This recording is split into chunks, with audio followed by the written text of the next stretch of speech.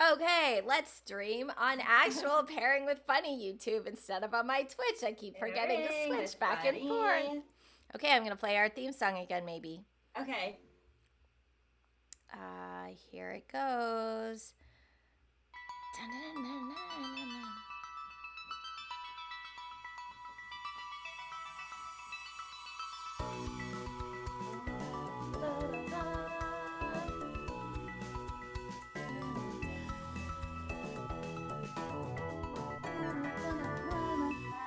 Pairing with Bunny. Quick hit Pairing pause with before it Bunny. starts again.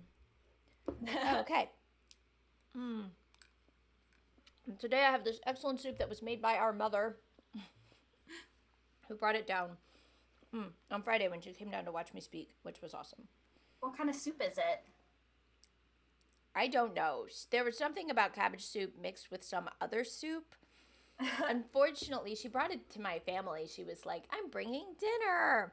And Eric was like, oh, it has mushrooms. And the kids were like, and they didn't eat it. I love cabbage. Yeah, it's great. It's awesome. It's a really good soup. Mom was right.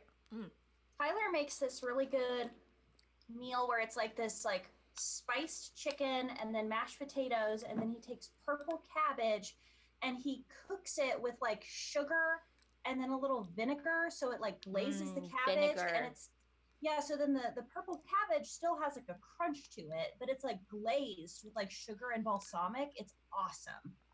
Sweet. And it's beautiful. I think purple cabbage is beautiful. It is beautiful, like purple carrots. Yeah. Okay, so what are we doing today? Okay, so Show your page that we're working on. okay, so I hate that this. I wish I could move this thing. This like Oh, the Zoom bar. yeah, because it makes it hard to get to my tabbies up does. here. There's hotkeys for those tabs. Probably like Control arrow key or something like that. I still don't Okay. see the stream. Maybe There's it'll pop your up in a website. bit, and then I'll tweet it. Okay.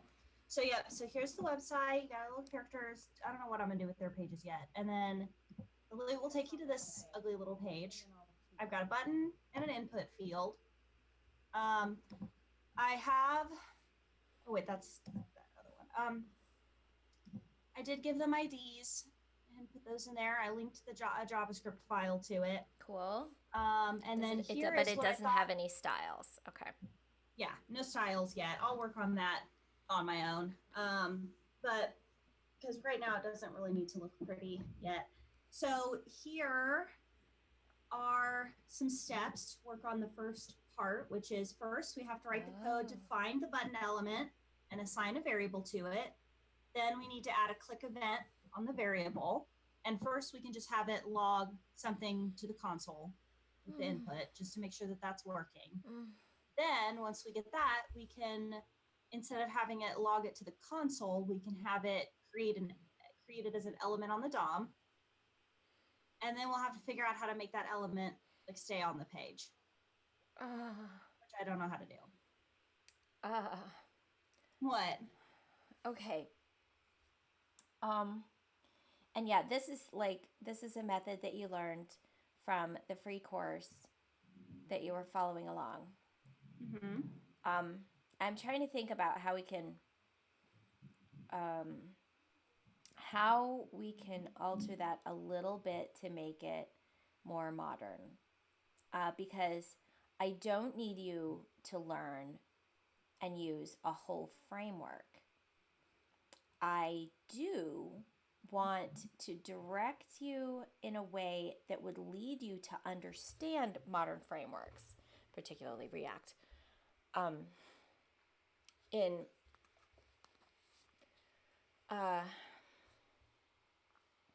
Right. One way that presents itself is instead of finding the button element, how about we make a function that both creates the button element and assigns the variables that you need? Yeah, we could do that. I've made buttons before. Because we're going to need to add things to the page anyway. So we might as well add the button to the page and get it instead of instead of having this like coupled to the HTML and expecting certain things to be in the HTML. If the HTML just provides us like a main element or a body, if you prefer, then we can just find that, and then we can be consistent in that the elements that we need to manipulate, we add them to the page and store what we need at the same time, because we need to do that anyway with the dynamic loot. Okay. Oh, and I tweeted out, I got the link, it came up, and I tweeted it. Oh, good. Okay. Tweeted it to pairing with Bunny. Okay. So you want to create a button element, so I should take the button element out of here? Yeah, take it out of here and just cut and paste that whole div section with the button in it, and put it in as a comment in the JavaScript so that we can see that we are aiming for this. Okay, so take it out all the way? Yeah, take it out, but then make a comment in the JavaScript so we can see it there. Yeah. Okay, good. So now we're going to try to get back to where we were, where there is a button and an input on the page, except that we're adding them dynamically. So that way we can attach JavaScript, we can store the button and stuff like that. And this at least gets us closer to a more modern way of coding, which is the JavaScript does the work. If the JavaScript's going to do some of it, then we make it do all of it. Other than like, it's going to add classes and stuff that'll be in the CSS. Okay. Do you remember what you need to do to add a button? Oh, first we've got to get the element, right? We've got to get the body so that we can add elements to it. So if we want to grab the body, there's only one body tag. Right. So I think we can pretty solidly assume there's one body. If you have two bodies in your HTML, that's not okay, and it's okay that screws things up. Okay. So if we just want one body tag, we could give it a class, but since there's or an ID, but since there's only one, we could just use query selector. Yeah, I am okay with using that to select the body element. Okay, and we would want to set it to something. So,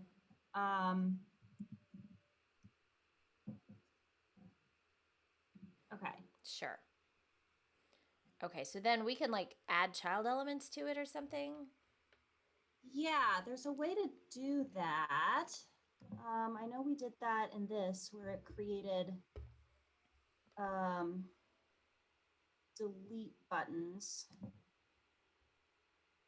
Hold on, let me find, that wasn't on a handler, that was I think on, I'm just looking for you can append child, you can append a child. Yeah, we probably want to do that.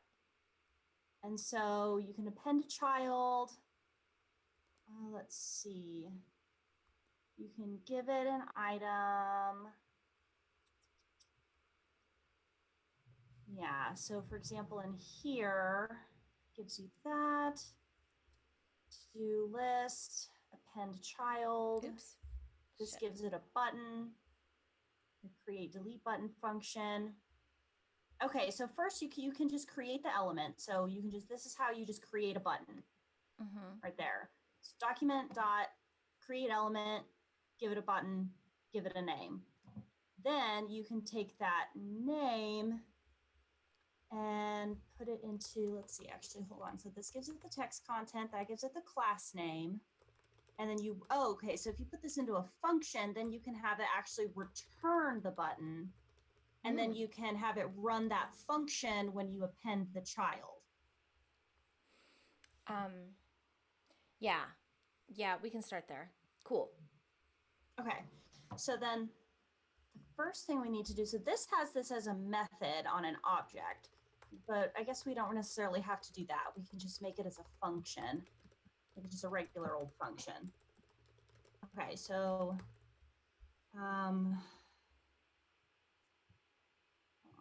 So we want create add button.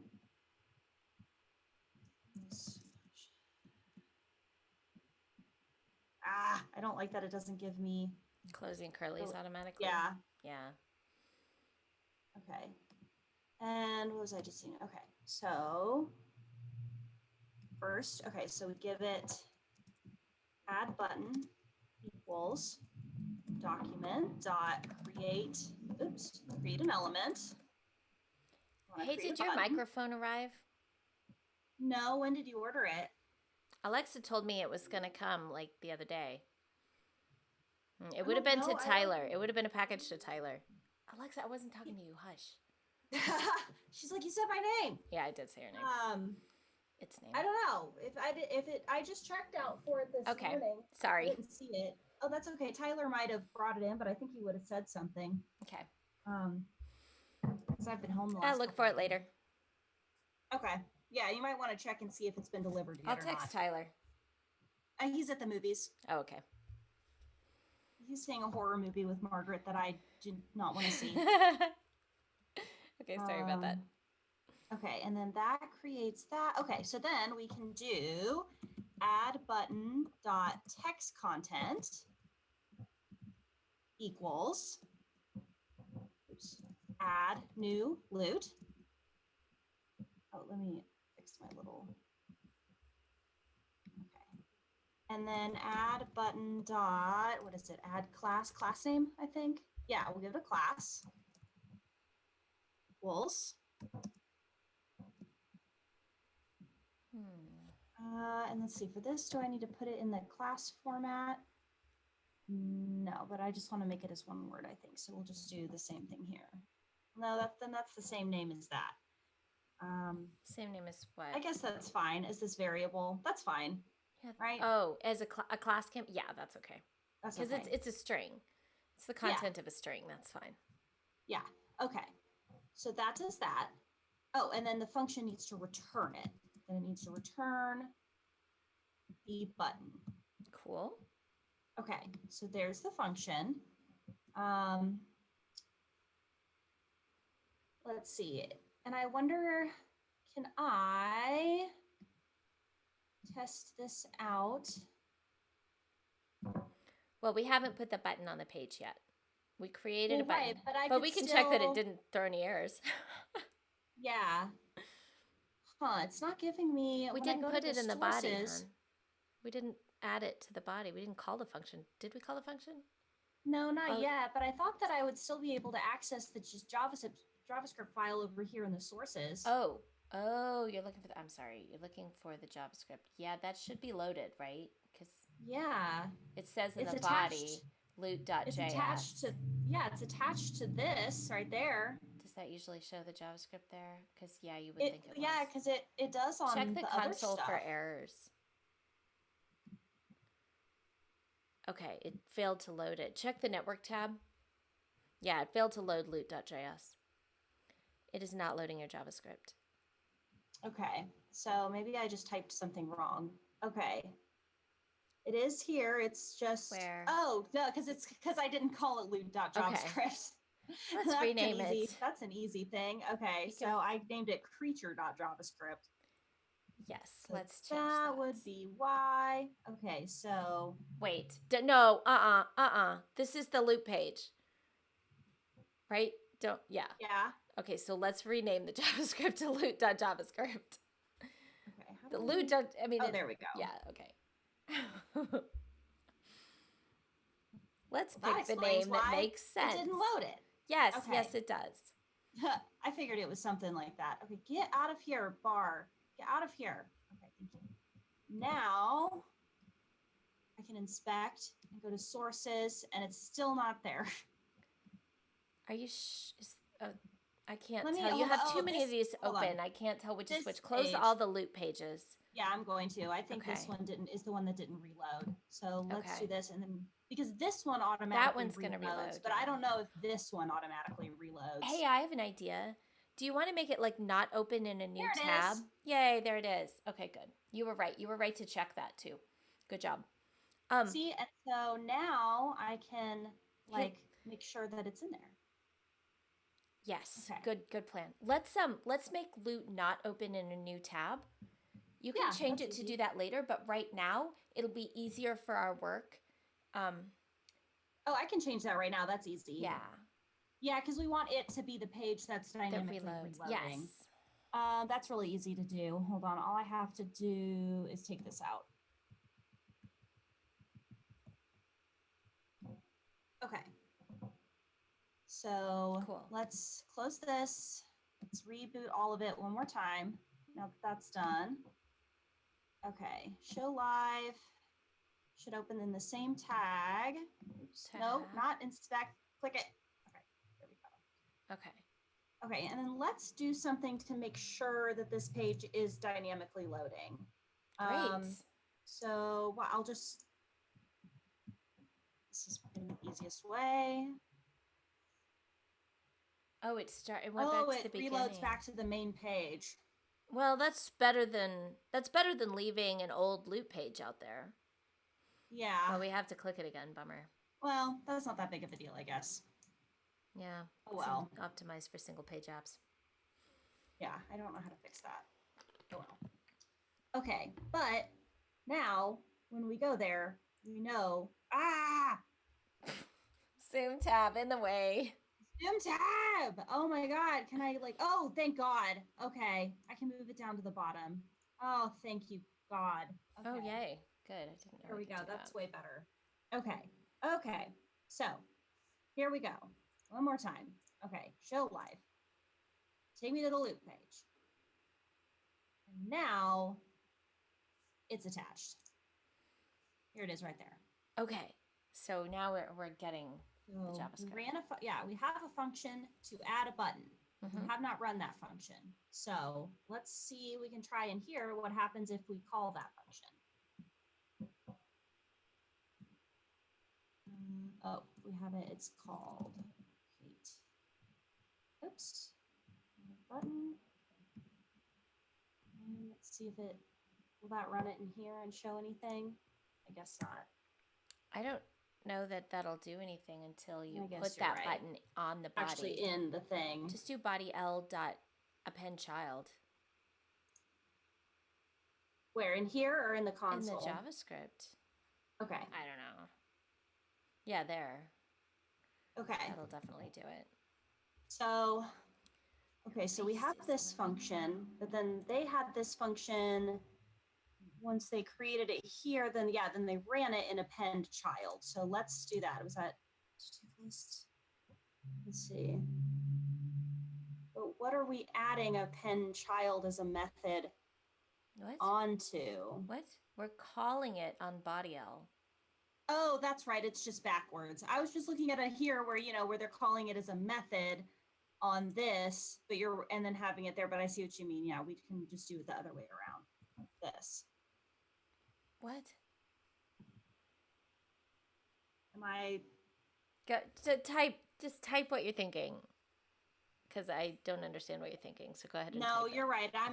I'm not thinking. Okay, so we have this, and then we do append child. Yes, because body L here and to-do list item in the other page are the same kind of thing. They're both elements that and then we add the function inside of there. Yes, that looks right. Okay. Loot. There's a button. Okay, Woot. there's the button. Okay, Doesn't good. do anything, but it's there. Okay.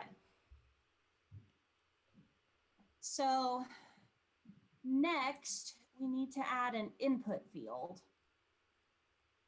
where people can type their loots. Okay. An input field where people, okay, yeah, because that was the other thing, that was the input type equals text up there. So text is the default, so we don't really actually have to worry about getting the specific type in there. For the input? Yeah, but we can just create input and basically just repeat this.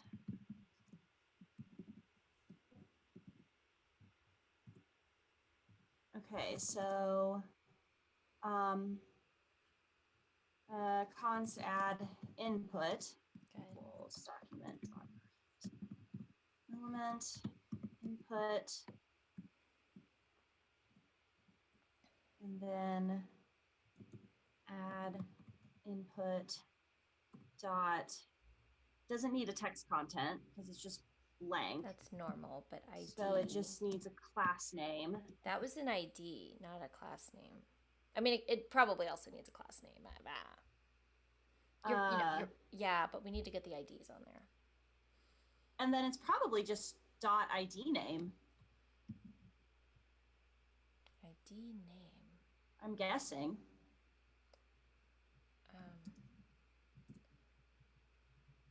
Element.id. Oh, then maybe you just do element.id and then set that. Probably. Yeah, there it is. ID equals ID string. Okay. But that's fine. For right but you now, could also have a class name. Class name is useful. Yeah, so that's fine. Add input. Return. Create input. Okay. And then we just do the same thing here. And child, create input, run, semicolon over here. Okay. So I closed out of that. So let's. There's the loot. We do not have it yet. It didn't give it an input field. Okay. We did say append child. Yeah, and it's appending it to body L. Yeah, that seems this right. Function. Yeah, that seems right. What is create input? You returned the function itself. Oh. See, TypeScript would have given you a lovely error on that. Oh, yeah. Okay. Wrong. That's what I needed to do. Okay. Yeah. This is what I need to return. Yeah, would you fix the formatting? It'll look better if you fix the formatting. On line 23, add some indent. Okay. Okay. There we go. Loot. There it is. D. Okay. So. Oh, and there's one other thing we should do. I'm trying to remember how you do that. It's like the way to tell it that after somebody puts in their input, it should clear it. I guess. Oh no, wait. We'll do that after we actually create it as elements. That's right here. We'll do that. But we need to do that when it actually connects to the event listener or whatever. Then we'll tell it that afterwards it can set it back to blank. Okay. So we have those. Okay, so we've added those. That's good. And then you need some sort of list items, right? Yes. So I have in my HTML, I do have a blank unordered list. Okay, let's take that out and do the same thing we did with the other two. Okay, do we want to add that to the body or do we want to add that to this specific div? Let's just add it to the body, and if we want, we can put it in a div and add that to the body. Okay. So what we're doing by adding them in the JavaScript is letting the JavaScript be in charge of them. And the JavaScript cannot be in charge of whether we put it in a div or not. It's fine. Okay. Because we just want the body to be simple. The title is fine. We're not messing with that right now. But let's keep the JavaScript in charge. Okay. So, do you want the list to be above the loot or, well, whatever. It doesn't matter. It's just a matter of where we call the function, in what order. Whether the list is above or below that add. Whether it's below or it doesn't matter. Below or below. No, above or below. Yeah. It doesn't really matter. So by giving these class names, I'll still be able to affect this stuff in CSS, right? My only thought is that if I'm adding divs in the JavaScript, I wonder if that's going to make it. Go inspect the page. Yeah. Go look at the elements. See, there they are. The button and the input with the class. Mhm. In the end, I mean, we can stick those inside a div too, and this is fine. But it winds up the same. Oh, where's their IDs? We forgot to give them IDs. Let's do that. Okay, so I think what we just saw, it was just Add input.id. add input.id equals input. It was, oh, no, that's confusing. Can we call it like new loot input? Thanks. Okay, and then we can do the same up here.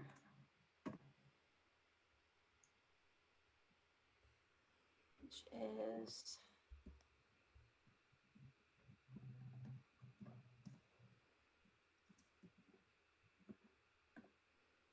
Add button. Okay. or add loot. Oh, I like that. Okay. Great. Okay. Yeah. And then when you look at your page again, you'll have to click on hold on, I loot. gotta go. Yep. There you go. They have the ID. So once the page is loaded, it's the same difference, whether you put them in the HTML or add them in the JavaScript. Okay.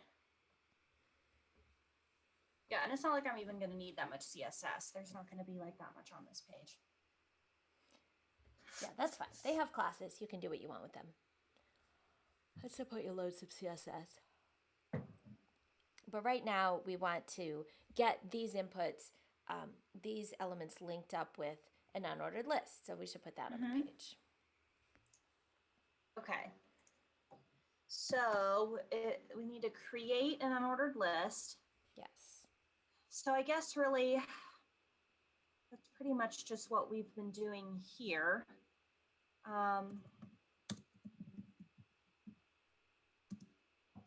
Just the same thing, different stuff. Mm-hmm.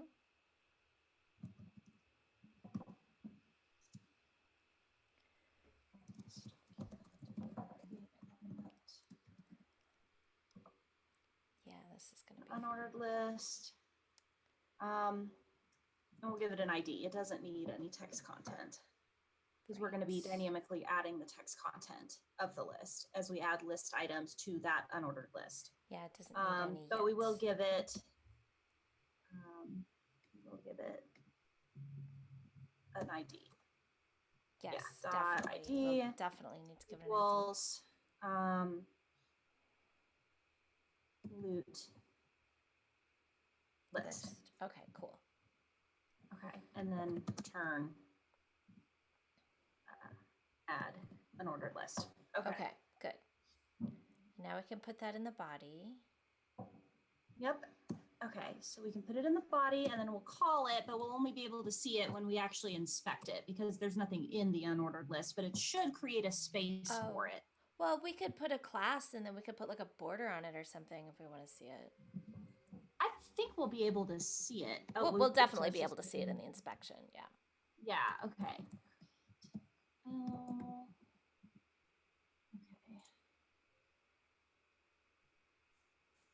Loot. Inspect elements. Oh, there it is. There okay, it is. So yep, it created a space for it. There's just nothing in it. Okay.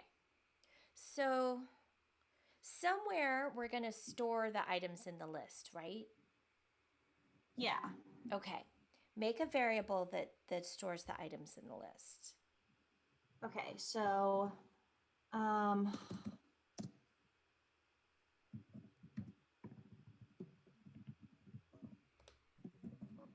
list items. Okay, good. And that's an empty array to start with? Yeah, we could do it as an empty array. That works. Oops, that's an object. Cool. Okay, so it starts as an empty array.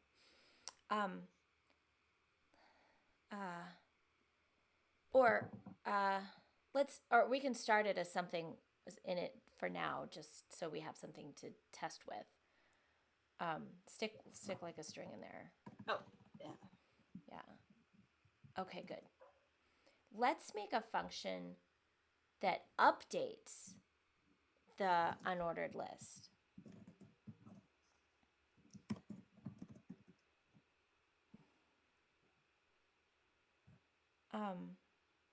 Okay. So presumably this function would take in the list the element. input.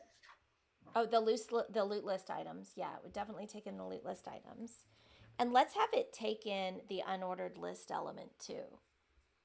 Okay. So we just need to give it a name. Just say takes in the loot. Okay. Okay, go ahead and keep typing. That's not specific enough. Everything on this page is loot. Tell it what it's taking in.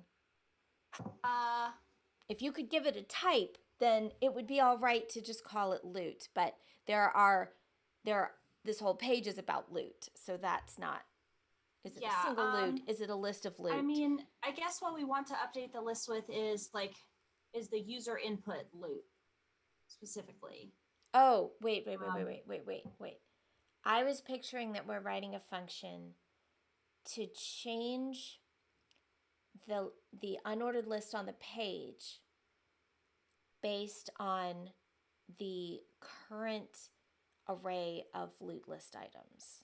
Oh, okay. We can do that. And then after that, write another function in order to put the input into that original array. Okay. Because that's the end goal. Either way. Yes. Okay. So, so then if what we're putting in here is basically just whatever is in here, which right now is our test loot, but will eventually be input. So let's put this. This will eventually be user input. Yeah. Although at some point we'll be retrieving it from a database too. Right. Once we figure out how to make it save it on the page. But first we'll get it as user input. Then the second time somebody goes to a page, it'll be getting the previous ones from a database while also making it so people can add new input. Right. Okay. So if we're just getting it from here, then the function would take in. Let's call this update UL to parallel create UL. Okay, that's a good idea. Update UL. Okay.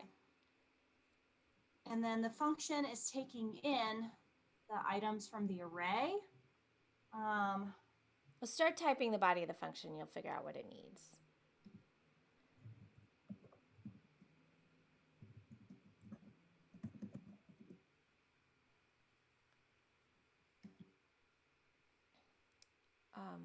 Okay, I know where I want to go with this. I don't know how to guide you to discover it. Well, some things you're just going to have to teach me. Yeah. Okay, in order to update the list, pretend this doesn't have access to anything in the global space. Okay. Because a polite function doesn't use anything in the global space. When you call it, you pass it the things it needs. We're going to need the unordered list, and we're going to need the items to put in it. Okay. So in that case, you would want to then pass it during the call the name of the array so that it's getting the array from here rather than getting the array from inside. Does that? If by the name of the array you mean the array itself, then yes. Yeah, the variable. Okay. For the array. So you'd be passing it. Give it the unordered list element that it's going to change, and also. Okay, cool. Yeah. And give it the items to put in the list.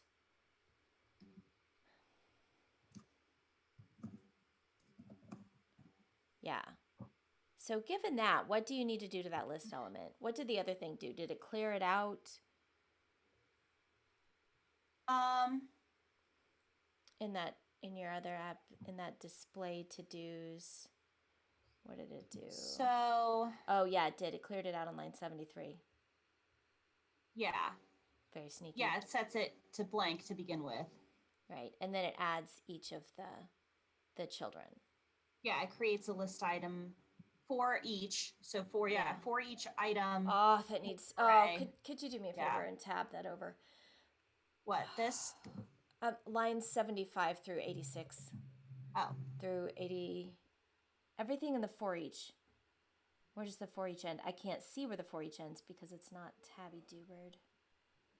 Probably. Actually, yeah, I think it all the way through. All the way through 86. Yeah, okay, that looks better. So that's. Yeah, that's better. On 87, you may have one too many spaces. You may need to move that to the left one. Okay, that's better. Okay, now I can see where the for each ends. Thanks.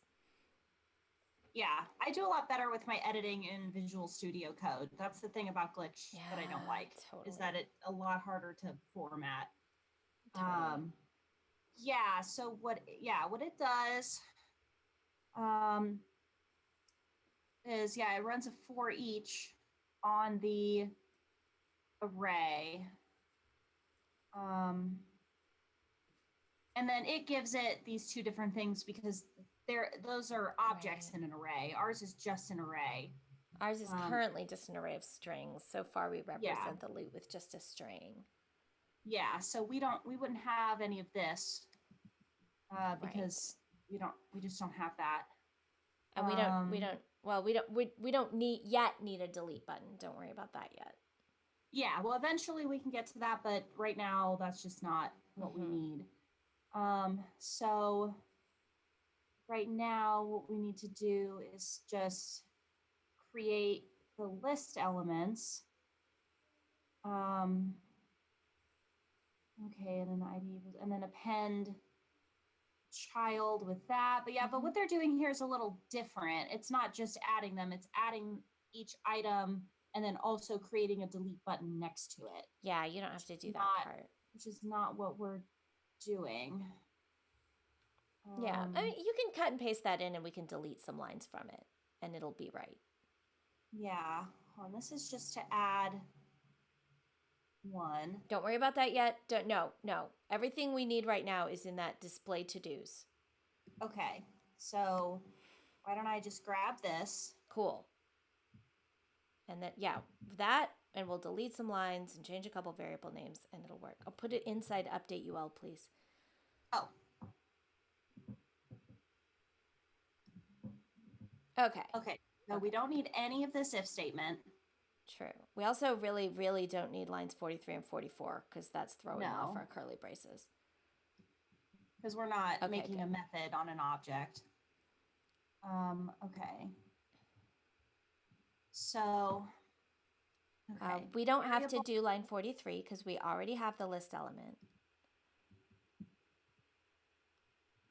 Yeah.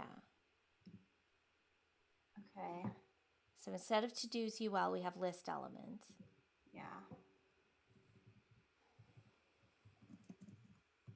Okay, so that sets it to blank. We don't have this. This would just be on, the for each would be on loot list items? Well, the list items that we passed in. Oh, right. Okay. So for each of the ones that are passed in, it would run a for each, and each one would have a loot item, and we're not really doing anything with the position. Oh, no, we don't need that.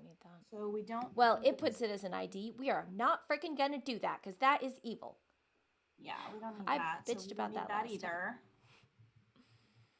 Okay. We're not gonna need this extra argument on the for each, which does something that I can't remember what it does. Yeah, I don't know what that does. It's something to do, it's like an optional second argument for a for each statement. I don't remember what it does. It's like optional one. If we were going to use this inside the function that we pass it, you don't. Oh, that's right. Okay, but again, we're not dealing with objects, so that doesn't matter. It mattered here, so that way we could use this inside of it, and it would know what object to reference. Okay, I just wanted to remind myself of what that. Okay, cool. Yeah, you're right. So we'll take that out. You do need the closed parent and the semicolon, though. Oops. Just not this. And that. Okay, there we Okay, so now we just need to go through and change these. We don't need var. Okay. Um, Yeah, we could so const that. yeah, let's go ahead and just change all these to const at once. Nice. We don't really need to put the text in a variable because we didn't do things with the completion stuff. Okay. See, oh, this part here. Yeah, we can just say... don't need this one. No, you do need to set... Hold on, put that back. Hold on. There you go. Okay. You do need to set the text content. But Okay. what is the text content going to be? Well, it's not going to be on a to-do list item. It's going to be on the list. Yeah, we need to go through and change. We need to change the names of everything because having the word to do in here is confusing. Yeah, would this one be then the list element? It's going to be whatever you call it on line 45. So change that. It's not going to be list element. It could be list item element. New. It's a list item. Because list element is the whole list. That's right. Okay. Oh, well, we already have list item. Yeah, so call items up here. Call it list item element. Okay. Okay, good. Or we could call it add li to be consistent with some of your other namings. Let's do that. I like that. Okay. That's better. Okay.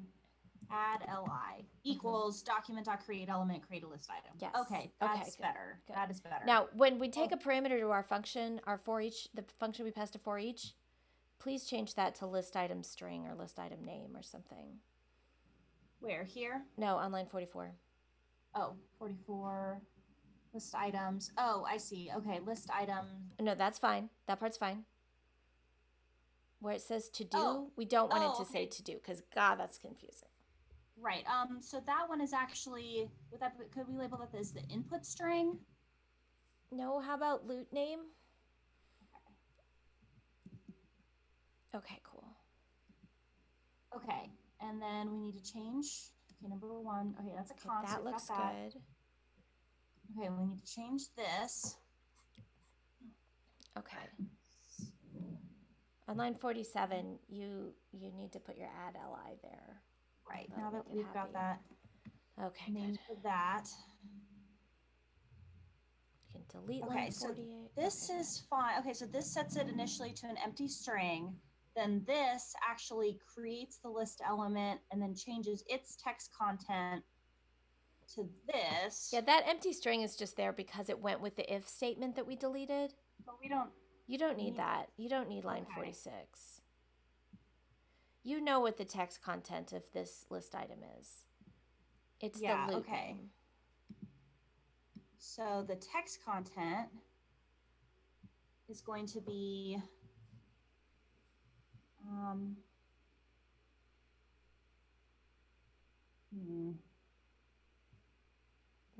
conceptually, what does it need to be? The loot name? No. What conceptually, what does the text content need to be? Conceptually, conceptually it needs to be what someone added into it. Oh, that's interesting. You're very focused on the adding part. And I'm not focused at all on the part about adding. I'm at the place where I'm like, we have a list of loot. Okay. Because this part is not about adding. It's about displaying once we already have one. Okay. So then the text content would be the loot list items that we already have. In the end, it'll wind up being one of those loot list items. And which, yeah, I have so much in my head. That I don't realize I automatically do. But right now we're in the context of going through a list of the loots. Mm-hmm. And each of those loots is going to wind up in that loot name variable. This variable. Yeah. And that's the text that needs to be in the list item. This line we don't need at all. because we're not appending anything with the delete button. So this line is gone. Okay, and then, okay, so this one we're appending. Okay, we're appending ours is not todos.ul. It's what do we have as that name? It's not todos.ul because this is going to be what we're appending the child with is going to be the, we're appending it with this. What happened? That was weird. Yeah. So we're appending it with this. But it's not the to-dos UL anymore. But it's not the to-dos UL. It's not the update UL. It's the... I have an idea. Well, no, create UL, update UL, add UL. So what I'd like to change... Okay, you have two synonyms, create and add. Let's use update and change. Change to the name on 42. Change list element to change UL. Okay. I think that'll work better for you. Because this is the unordered list that we're changing. Oops. Okay. And then is that where then what we would put? Since we don't have types, we need to be really careful with our naming, I'm thinking. Yeah.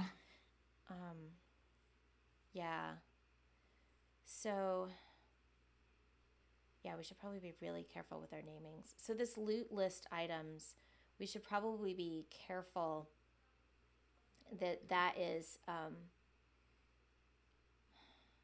that's state, FYI. Why don't we change that specifically to...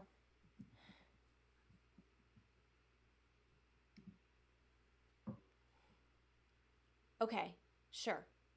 That way we remember that this one is the array. It's not a specific item. It's not part of the... Yeah, since we don't have types, it is legit to put array in the name because we don't have types. Okay. If we had types, we would never do that because the types would tell us that it was We would know it was an array by the type. We don't, so let's do that.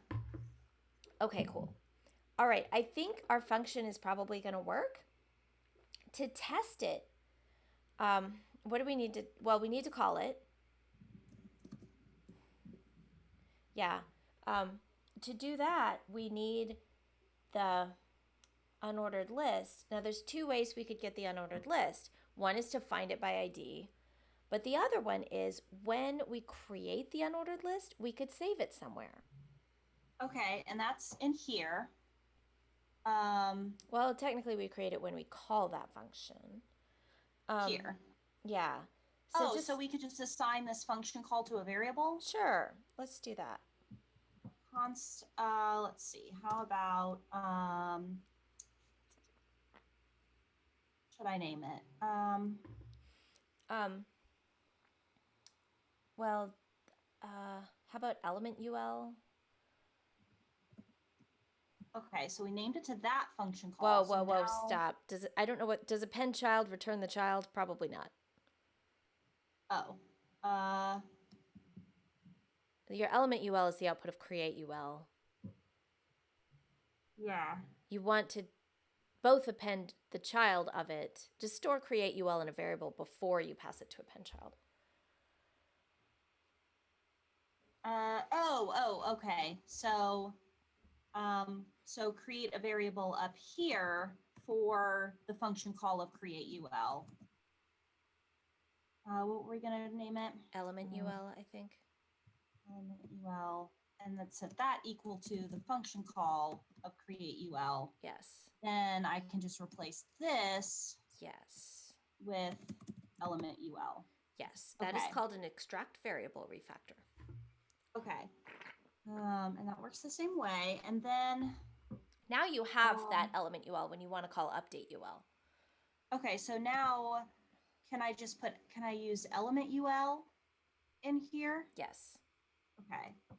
Oh, this would be so much easier with types. Okay, and then the list items. Would that be the array of loot? Yes. Okay, array of loot. Okay, so once we call that, we think it will modify the unordered list. Hypothetically, Okay, yeah, let me make sure that I understand all of this. Okay. So, okay, when we run this, the first thing that we're going to do is it's going to run update UL. The first thing it's going to try to do right there. Okay. Mm-hmm. So it's going to run this function. It's taking in these two things. We're passing it element UL and the array right here. So the first thing it's going to do is, let's see, change UL. Where do we have that in here? That's, okay, oh, that's that. Okay, so it's going to take the element.ul we have here. It's going to set it to a blank at first. Then for each of the list items, so for each item in the array of loot, it's going to go through and it's going to create a list item for each of the elements. Right now, we just have one. It's going to make the text content of each of those, yeah, the loot name, because that's what's, okay. And then it should be appending them, running add li, which we did here. Okay, I think that makes sense. Let's give it a try. Okay, and there it is. So Yay. Put it on the page. Let's make sure. Good plan. Yay. Great. Okay. Okay. I want to organize this a little bit. Because that element UL hanging around kind of bugs me. That doesn't need in global space. That is important. I mean, at one point we need it in order to append it to the body. But after that, we don't really need to hang on to that, except that the update UL function is going to need access to it. So this is a good time to change, to group those into an object. I think I would also maybe like to change. We've got update UL and we have change UL. Yeah, we also have create and add. One of those is a function, but we picked that because it parallels your create and add naming. Yeah. But I have an idea. And we'll fix, I have an, yes, we could, yes. Okay, cool. I'm glad that bugs you. And let's see because what we update can do and change at the same time. Could be used interchangeably. Okay. Change it, update it. Whereas like create and add are different. Creating something doesn't necessarily add it to the DOM. Just like, you know, where, but you can say like, yeah, but we don't actually add it to the DOM there either. Yeah, but we don't even, yeah, that's true. You're right. It is confusing me a little that these names are so similar. So I would like to change this one. Well, I'm going to eliminate that one. Okay. And that'll help. That we have too many names that are the same. Sometimes we can narrow those. Okay, so what I want to do, move the update function up next to the create function. Okay, we are going to wind up with an element UL, but it's going to be an object. So let's see, move element UL up, line 47, move that up above 32.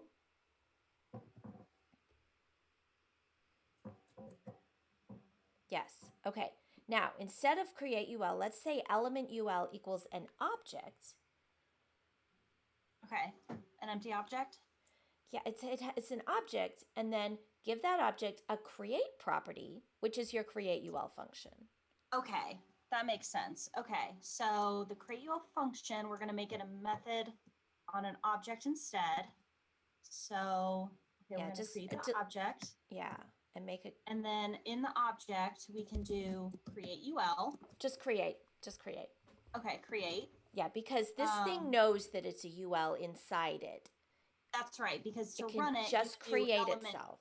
Yeah, because to run it, you would be doing element UL dot create. Create, right. So it already has the UL when you call it anyways. Yes. Okay, so now, okay, so that was the create UL function. So now we can add, basically we're putting this inside of the object. Yeah, just stick that whole Okay. function inside of the object. So I'm trying to remember here, you do cut and something paste, like cut this, and paste. right? No, cut and paste, Yeah. Joe. Yeah. Oh, okay.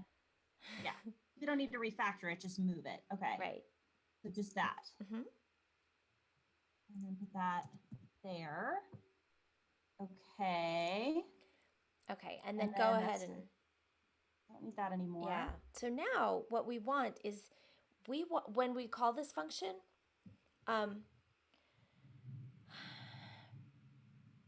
we want it to set another property in this object, which would be the update, which would be the element UL, which would be the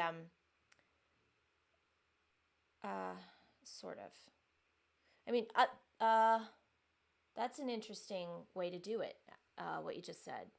Yeah, why don't we have these both just be methods on this object, on the element UL object, and then we'd have a create method and we'd have an update method. Yes. And I think that makes more sense than having them be two different similarly named functions. I agree. So we can put that there, and then instead we can just put update. Fix the spacing though. You need to indent these. I know. things. I hate, that's the thing I don't like about have to glitch. Hold on. Select the block that you want and push tab. Okay. I mean, that was the wrong thing. That was the wrong thing to indent, but there. Close. Okay. Now select that constant element UL and untab, move it back.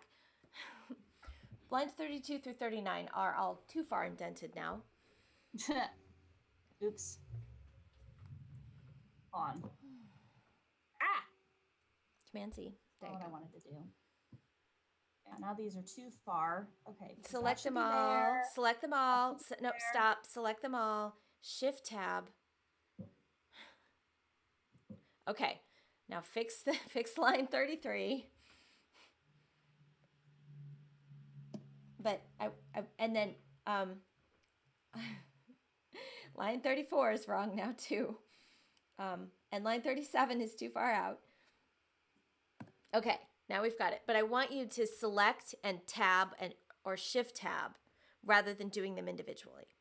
I mean, when you're just moving one, yes, do it individually. Gotcha. But in general, when we indent the body of the function, pick the body of the function and indent it.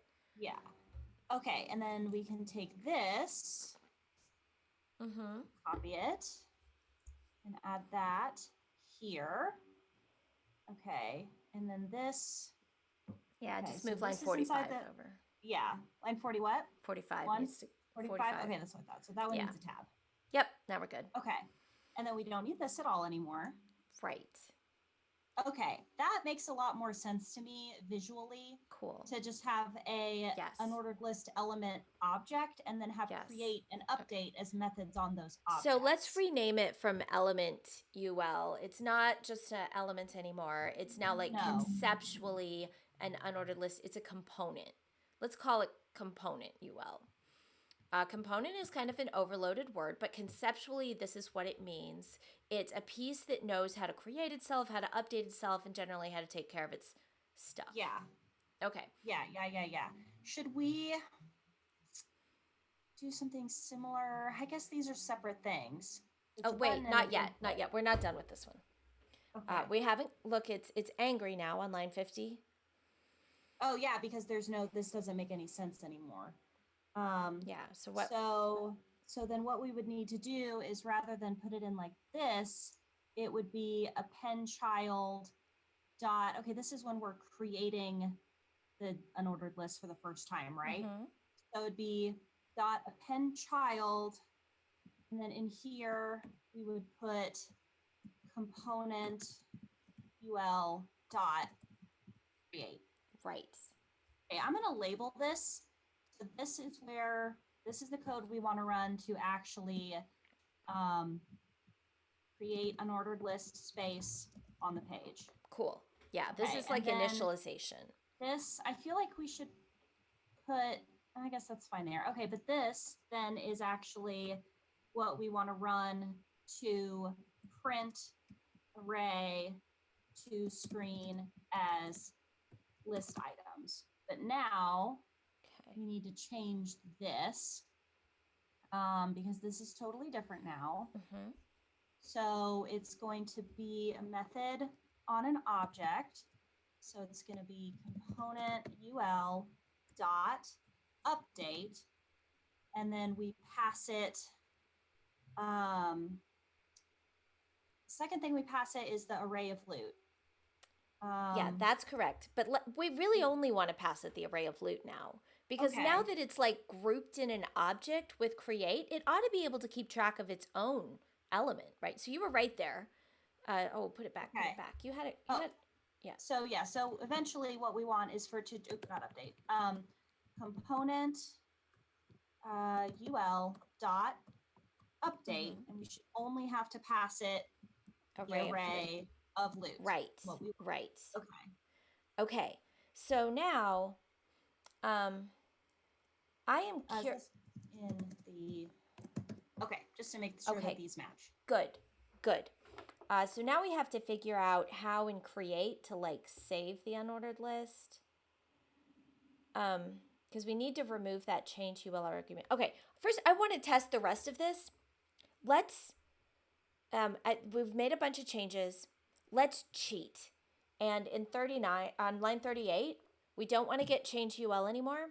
Instead, let's cheat by fetching it from the document by ID, just temporarily. Okay. So take it out as a parameter on line 38. Yeah. And then like at the top of that function, call document.getElementById to get the change UL.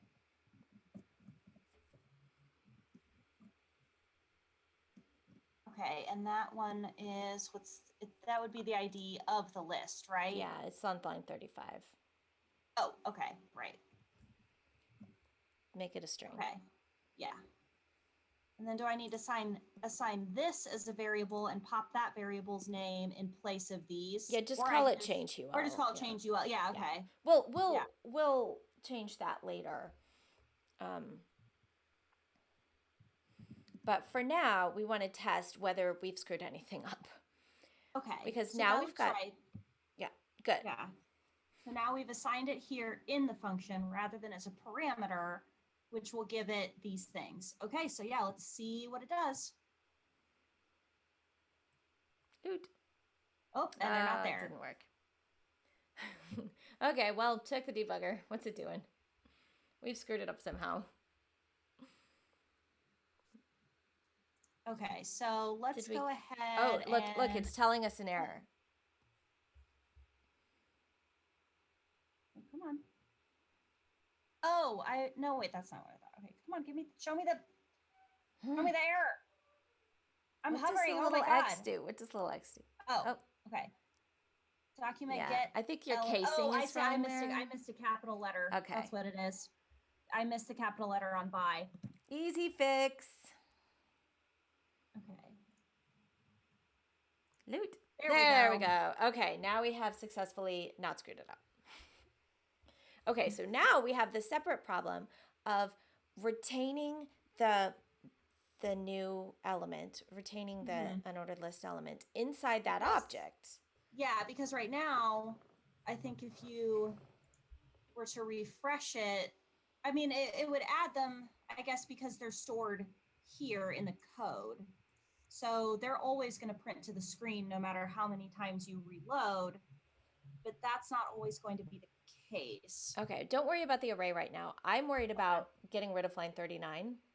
Oh, okay, line 39. Oh, I mean, gotcha. It's not the end of the world if we go to the document, but I don't really want to. I really wanted to like store the unordered list element that we added and use it later. Although, actually, that's optional. So if you want to leave it like this for now, the part where we have the ID in two places very close to each other in the same object is a lot better than having the ID scattered throughout the code. It's in the same component. Yeah, I'm okay with leaving it there. It makes sense to me. So at this point, let's...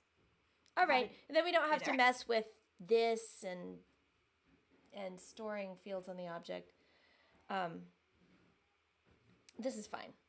Okay, cool. We can leave it like that. Great. And the tying together of the IDs is right there. It'll be fine. we could even put it in one field, but just the part that it's so close together makes it okay. Yeah. All right. What do you want to do next? What was the other thing? So the next thing we would want to do is be able to put in input here, click this button, and then have that input appear as an element here. Okay. I sat on my foot and now it's asleep. Oh, I stand up for a second. Ugh. So yeah, that is the next step, because the whole point is that it's user input, not drawing from an array in the JavaScript. I mean, it will still be drawing from an array in the JavaScript, but it'll be a blank array that gets updated with the input. Right. No, my users don't know how to open up the JavaScript and put something in there to have it display on the screen. Right. They have to put it in the DOM. Yeah. So I'm trying to I'm building a route in my head because I know vaguely where I want to end up with this. So what we want to do is we want to be able to teach. Okay. One thing we want is we want to be able to teach the button to update the list. Mm-hmm. So we'll have to put some sort of event listener on the button, a click listener. We will need to put a click. Here, now that we've got all this stuff here, we don't need this stuff anymore. So let's make a new list of what we still need to do. Okay. We need to add a click listener on the add button. Yeah, that's the next thing. And then after that, we're going to start by adding a click listener on the add button that just adds the same hard-coded item every time. And then we're going to have that click listener know what they've done to the input. Okay. So I figure the right place in the code to add a listener to the button would probably be here after we create the button. Probably in the create function, really. Okay. But what I want, we're going to pass something into the create function,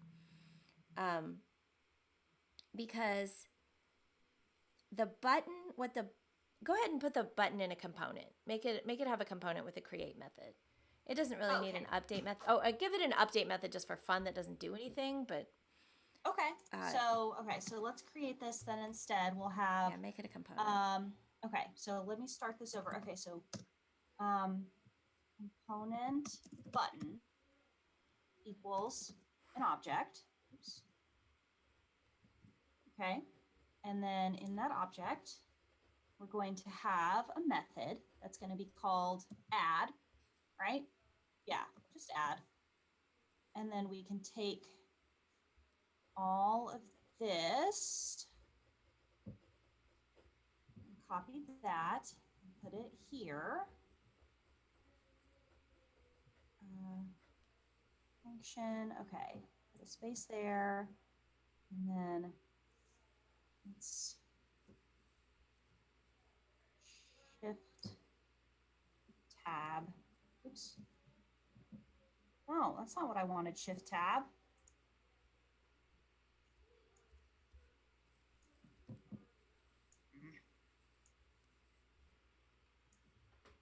I told it to shift tab and it tabbed them backwards. Highlight them. And tab is forward, shift tab is backwards. Oh, what's the forward one? Tab. Just tab. Oh, well, that's why. Okay. Okay, and then they still need another tab. Okay, tab. Okay. So now honey, please name it create.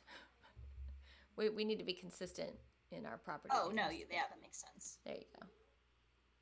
Okay. Oh, and then this, and then that one there.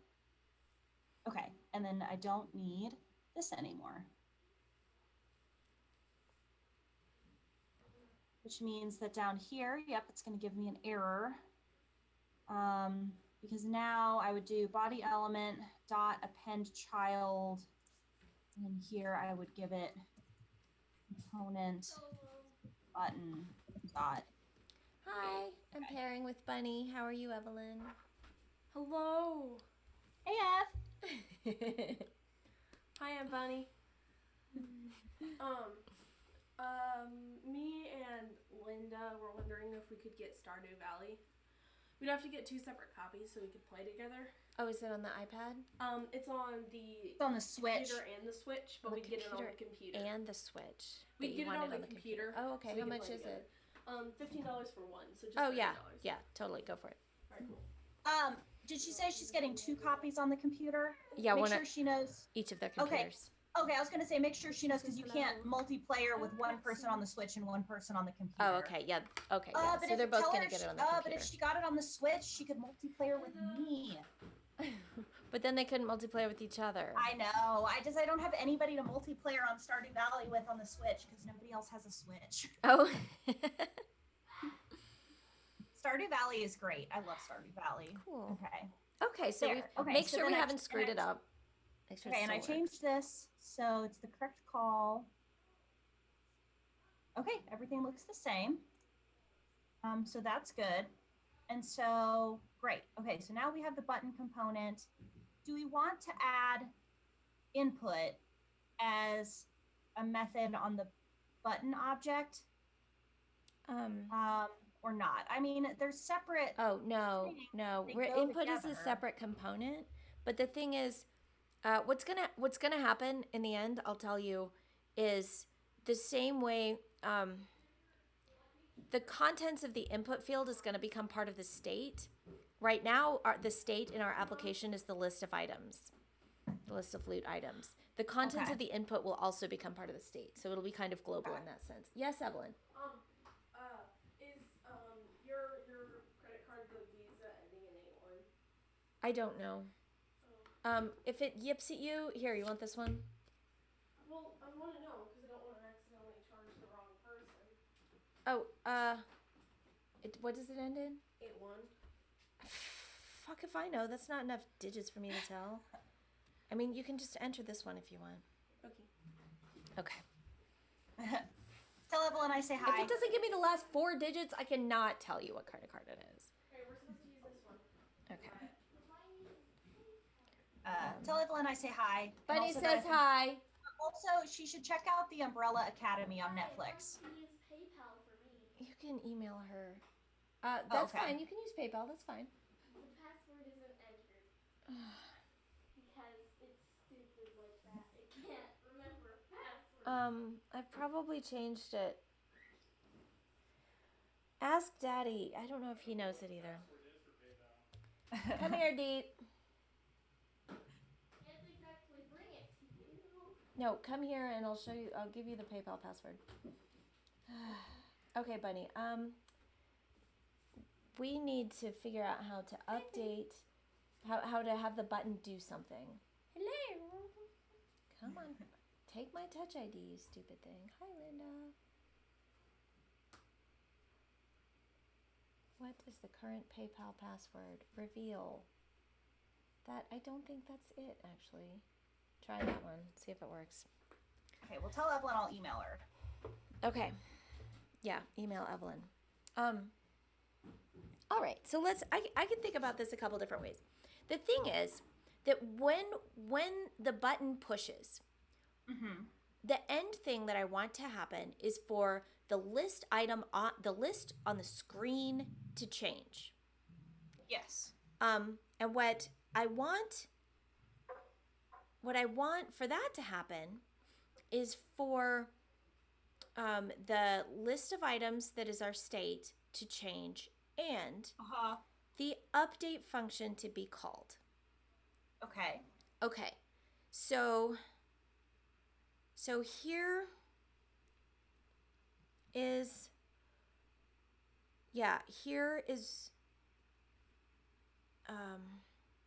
what I'm thinking. I'm thinking we make a state object, which includes the array of thingers. Okay. But the state object also needs to know.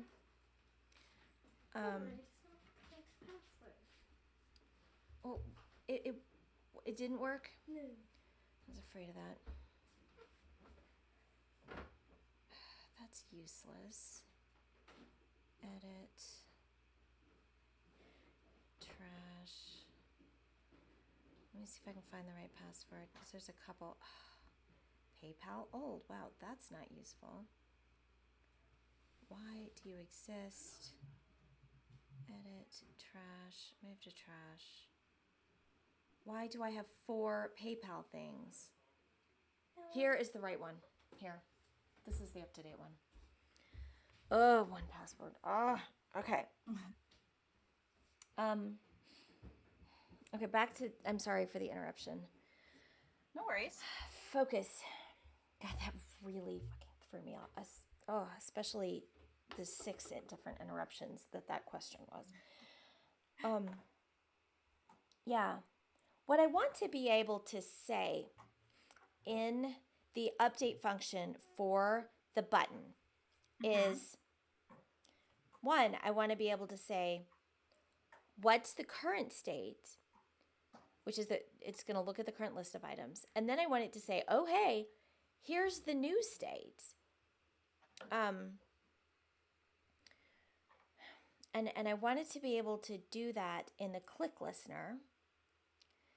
And I want to be able to add the click listener when we create the button. Okay. Okay, so let's do this backwards. I want, in that create function, like after line 13, we want to do, how do you add a click listener to that button? Let's see. So you would do, okay. That was So in your other example that you. I would think that it would be. Is it like add event listener? Create add event listener. Yeah, it's definitely Okay. dot add event listener. I'm just can I thank run? you. Look, she brought me my credit card and a cookie. Oh. Okay, so would it be add button dot create event listener? That doesn't sound right to me. Because we're creating an event listener. Does this thing do whole autocomplete? thing. Does this do autocomplete? No, I don't think so. Why are we using glitch? Because it updates quickly, I guess. Go look it up. Rach, go look up. Okay. Add event listener to button. I can also look at it in this other thing. Mm-hmm. Because we do it in here. I have to get Mama's phone back. Okay, where is the event listener? More problems? This is specifically Oh, thank you. in Thank you for bringing my phone. I forgot about that. handlers. Okay.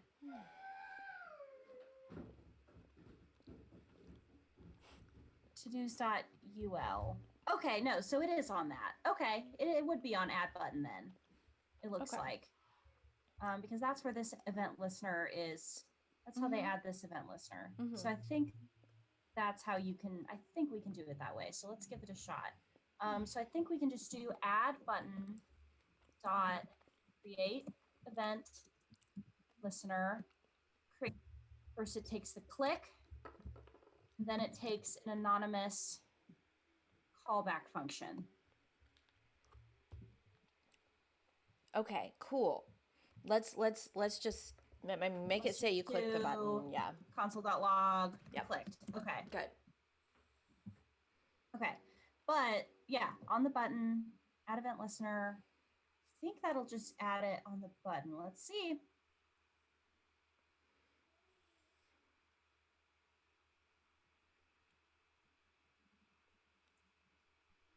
Yay. There we go. Okay, great. We did something. All right. What I want to do in that add event listener is say, I want to say state.update yourself. Really. I know what I want to say. What's the easiest way to get there? Let's create. Oh, sorry. Go ahead. Oh, I was going to say for the state update, is that something that we want to create in a separate method on this same object? And then inside of the add event listener, we could do this dot state update or whatever? Yeah, some object. Let's pretend that the create function gets one argument and its name is state. Because that way we can access it inside this event listener. And let's say, let's be specific. Let's say state dot add loot item. We might as well make it like really, no, not there. Oh, duh. Yeah, you leave that. Well, okay, you can take it out if you want to, but I guess you're right. Let's just add it so that way we always know at least that part is working. Yeah. You can take that debug statement out when everything is happy. I like that, having that in there. Yeah, so let's say state dot add loot item. We might as well make it nice and specific and custom to our state. Okay, and then give it a hard-coded string of pretend you typed this or something like this. Yes. Okay, so we're starting with that. Okay, so now let's make that state object. Okay, so it can take another object in as its parameter. Mm-hmm. Okay, so that's going to be an entirely separate object. It's not going to be a method on this object. Yeah, right? It's going to be. We're going to make our own object, and it's going to be called current state or state. Yeah. Okay. Sure. State object. Great. That's fine to distinguish it from the state that we call there. Okay. And we know it has a function called add loot item. Yep, and that's going to be function burp. Oops. Get out of there. Okay. And that's going to have a string. It's going to take a string. Okay. Of the new loot item. Okay. That's important. Yeah, it'll. Oh, you mean it'll take the string here? Yes. Okay. We know that. Well, don't call it string. Call it new loot item. Nope, don't call it input string. Oh. It's a new loot item. Okay. Good. Okay. So if we move our list, our array in here, then this object can be in charge of that array. Okay. So right now this is the array. Yes. So make that a property on this object. Okay.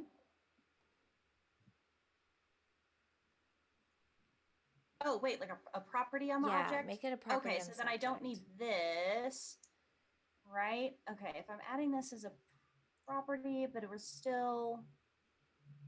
Are we adding it as a property, but we're putting it inside this function? You're making it a property of the object. Because we're going to need it for more things than that. Okay, so not putting it... So in that case, it would be, after this function, it would be its own thing. Mm-hmm. Okay, so... that, and then it doesn't need this. Yeah. Okay, and then it doesn't need this. It just needs that. Cool. Okay, and then take out the semicolon. Oh, wow, it doesn't like that. Yeah. It wants a comma. Okay. You can have a comma there instead. Okay. All right, so we should be able to, it's not going to do anything yet, but let's rearrange so that our stuff works again. You'll need to pass that state object into the component button.create. That's right. Okay, so I had been passing in, wait, not here. That just creates 29. The button. Okay. 29. What? 29. 29. Oh, okay. Component done, but .create. So now I need to pass in.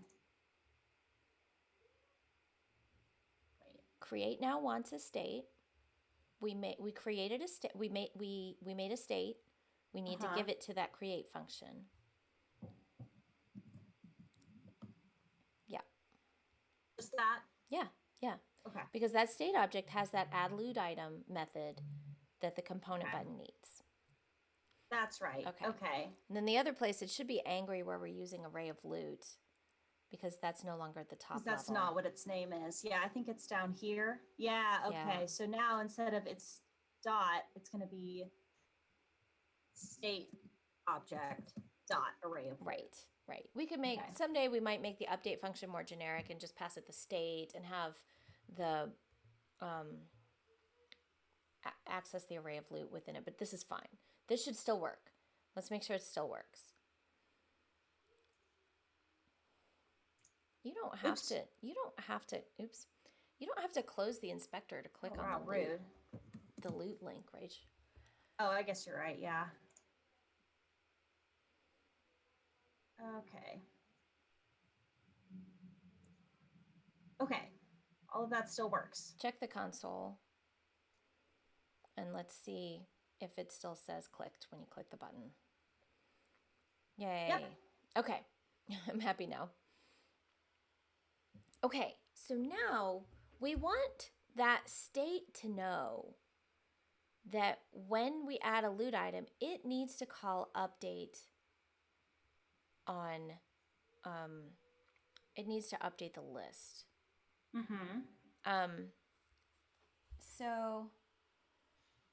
And it's going to have access to the array of loot. So first, let's get it access to the array of loot. Yes. In here?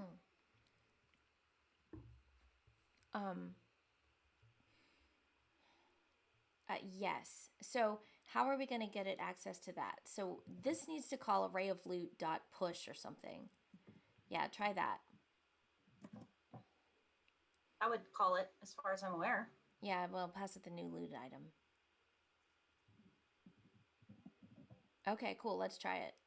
Well, also put a console.log in there and like console.log the array of loot or something. Okay, just since like right it's here. not going to magically update itself yet. Yeah.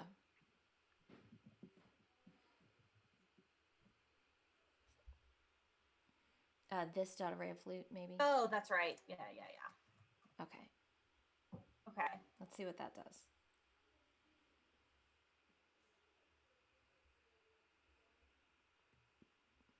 Oh, hey, I think that just worked. Let's log it in here. Okay, so this is doing the thing that we want it to there. Okay, that's Oh, yeah, because user input is what we had set. Set the button to use. Yeah. Yeah. Where is that? Hold on. Where did we put that? It's there. It's at the top. It's near at the top. There it is on line 16. Oh, okay. I just couldn't remember where we put it. Okay. State.add loot item. We gave a user input. Okay, so that's what it is. That's what it's putting there now. Yes. So do you want to do the thing where it gets the... We could, there's two things we need to do. We need to have add loot item cause the array to update, the list item on the screen to update. But also, I know you're very interested in having that loot item actually be what's in the input text. Yeah. Which of those do you want to do first? I don't know. It doesn't really matter to me. Okay. Let's do the second one then, just because it's easier. And it parallels more what we've been doing. Yeah. All right. So I think what we want to do, we have a state object now. That state, and we have that state object in component button. So what would be lovely is if we could say state.add loot item, state.current input. Okay. So if we give our state like a current input. You mean state object? Yeah. Give state object a current input property that is like what they're typing. Okay. Hard code something for now. Oh, I should put it in an array, right?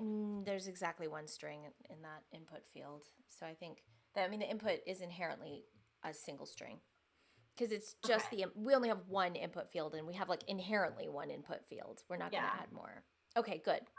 Good. So then have the component button add that instead of hard coding user input. Yeah. Nope. You do not have access to that global thing. Pretend you don't have access to that global thing. Use the input to the function. Oh. Yeah. State. Okay. Yes. And it would just be state, or would it be state dot State.current input. Yeah. Okay, okay. That's what I thought. Okay. Now, with our state object, keep in mind it is possible to modify array of loot and current input without calling a function like add loot item. Don't do it. Just don't. Because we want adding a loot item to do more eventually than just put it in that array. It's also going to trigger update. Yeah. So even though it's JavaScript and we can't stop you from modifying those properties, they really should only be modified from within the object, within the state object. Okay, this should work. Test it. It should do the same thing. Okay. Except use a different string. When we, yeah, check the there we go. This will eventually there be it is. Okay, example of input string. All right, good. We haven't broken it. Okay, so now let's have the create input. Oh, we need to make create input into a component. Make the input into a component. Let me refresh myself really quick and make sure that I'm understanding how all of these are connecting to each other. Okay, so which is the line that initializes when it runs to put this third one in here? Is that the create input? No, that's not right. That's what creates the input field. No, right now the input field isn't plugged into anything. Right. We'll make it a component that accepts a state, and then these components will plug together only through that state object. Okay. They will never know about each other, but instead they will all know about the state object. Okay, this is where that's starting. Okay, so I need to label these function calls. Go for it. Because that will help me understand what each thing is doing. Okay, so this creates the component button in general, and then we pass it in the state object here, because after it creates the button, gives it a class, gives it an ID, it adds an event listener to it. And on that event listener, it has add the loot item, which it gets from the state, which is what I passed in here as state object. So then when it hits this, then it pops down here. It reads state.current input. It lists the current input as an example of input string. It then passes example of input string up here. And then that runs add loot item, which moves back down here, which then pushes the current input to the array, and then it logs it to the console. Okay. Yeah. Sometimes I just have to pause, because since it kind of jumps back and forth between these two objects a little bit, I just wanted to make sure I was following the path correctly. Cool. So this run, when you run this here, it actually does quite a few things. It creates the button, adds a click listener, and pushes a new item to the array. No, the click listener pushes a new item to the array. Calling create does not do that. Oh, okay.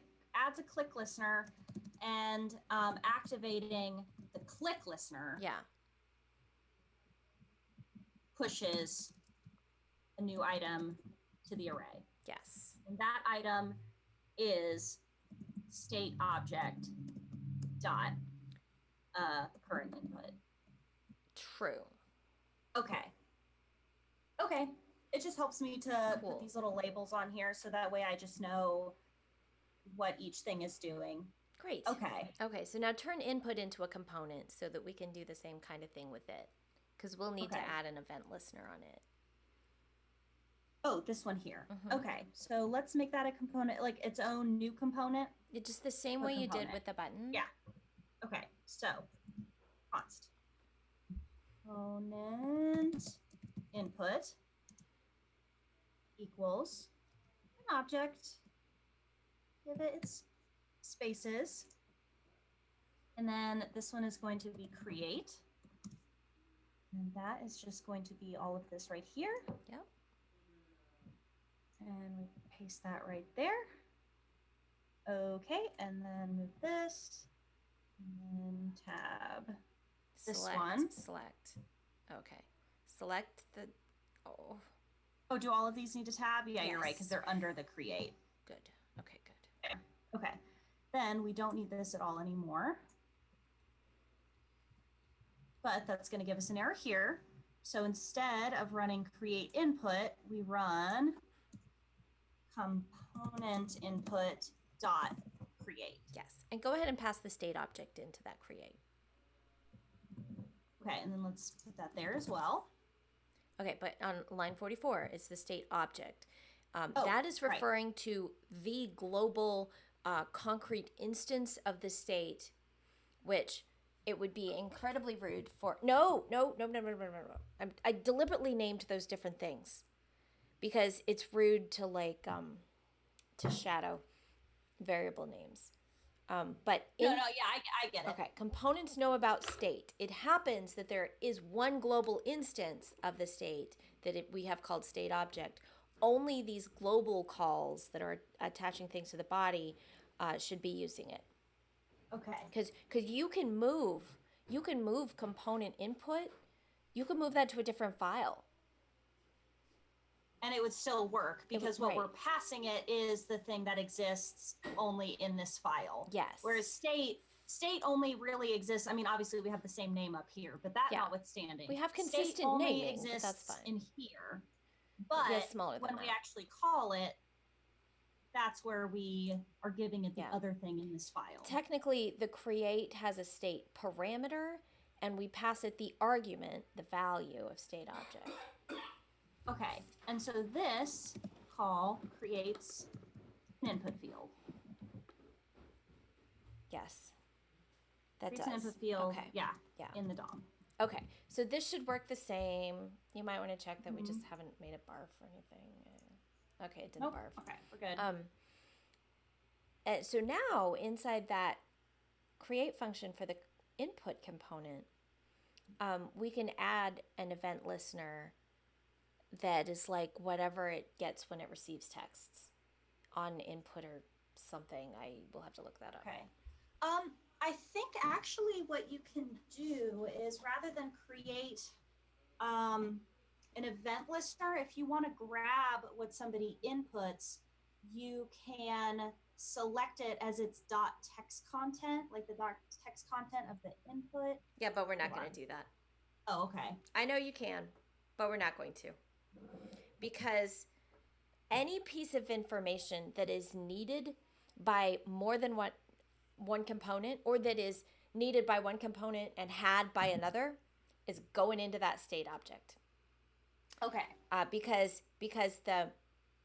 the button is never going to look at the input field to see what's in it because it does not know about that input field. They only each know about the state object. Okay. So the input can't communicate to anyone else except through that state object. So what you do is you just have it every time somebody types a letter in there, new state. Because every time you type a letter in that box, that button will do something different. And that means your web page is in a different state. It's something's different going to happen when you push the button, different state. So we want to add an event listener on the component that responds to every typing in it. Okay, so then in that case, we'll have to look up, let's do that first. So let's see, add event listener input. Sure.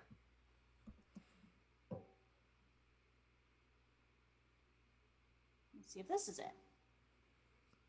Yeah, we'll need the list of things we need the list of events we might get. Oh, does this have the list of events? I bet if you scroll down this thing has a list of events. Events, yeah. Okay, so one of them is like on input try that. Input? Try that. What does that say? Okay. Yep. Value of an input has been altered by a user. Oh, yeah, I've used this one before, I think. Okay, because I used this in a practice thing where they set it up to show it to the console, and like the console actually updates with every input. So every letter that you type in, it like fires. Right, that. Scroll down and see whether the content happens to be in the event. Does it say Who knows? Bubbles. What the fuck is it doing? Let's just look at it in the debugger. Yeah. On the DOM input event. Okay, so this is an event listener. So, okay, this is not relevant to us. Yeah, we're fine. So if it is a listener, then it should look something like this. Add input dot add event listener, and then add event listener takes 2 parameters. So in this one, it would be input. Right. And then it takes an anonymous function. Oops. And that's where you put the function. Okay. And then that would be, have that there, and it would start with a tab. Okay. Yes. And so why don't we just say console.log input? Yeah. No, do me a favor and give the function one parameter that is called event. Also do console.log. That's what I thought. That's yeah, cool. Event. So then would I console.log the event? Yes, console.log the event by all means. Okay. That's going to be great. Yes, stuff. Yes. I've done some stuff similar to this, but not a ton. So let's see. Okay. Then we need to go here. Okay. And then we're in the console. There it is. Yep. Okay. Yep. It's like I said, it fires with everything that you. Okay. Oh, that's interesting. Yeah. So the data here is just W. Does anything expand the last one of those and see if anything in there contains what? Let's see. Yeah, because that's what we want. I swear I've done something like this before. Okay. But it's not in target. It's not where it goes. Although the target, the target has to have a property that has it somewhere. It at least has to be on the target. Bubbles, true. It has bubbles. Okay, let's see. That's as far down as I can scroll. Okay, so input type, path. I don't think it would be in the path. At least target is going to have it. Target has to have it because you said it had a text something. Yeah, target just has a ton of stuff in it. Yeah, scroll down to text. See. You said something about text. Target. Or you can Command F and look for Okay, there's the ID. So that's something. Local name is input. Okay, text, null. Okay. Document parent node.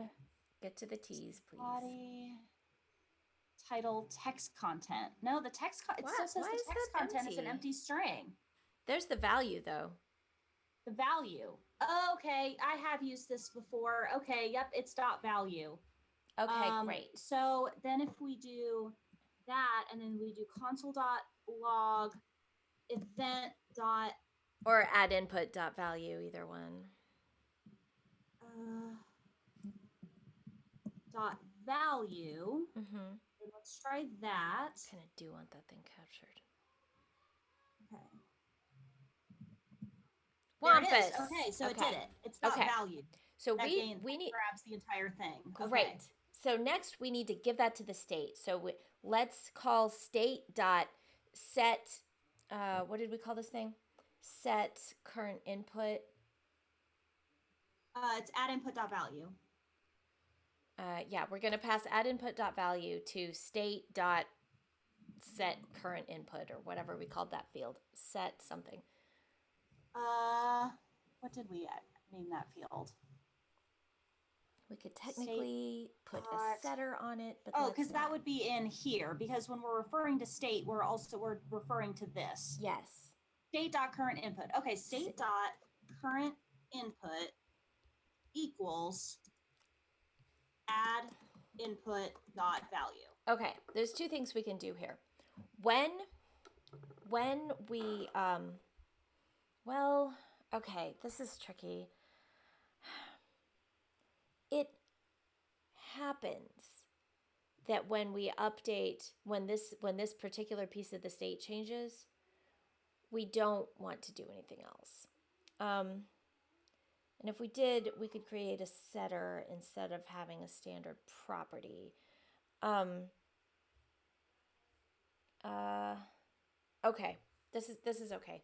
What matters, yeah, like it's bugging me because in general, when I want to update the state, I want to call a function on the state because I want to give the state the ability to tell the rest of the page to update. In this particular case, nothing has to change on the state. Nothing has to change. But if something did, then like if we were doing something with that input in some other component that wasn't a button just waiting to be clicked,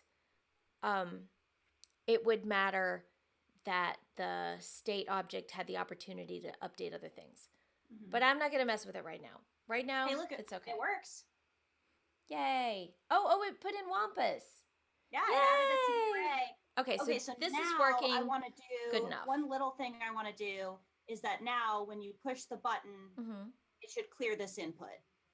Okay. Great. Let's do that next. That would be after.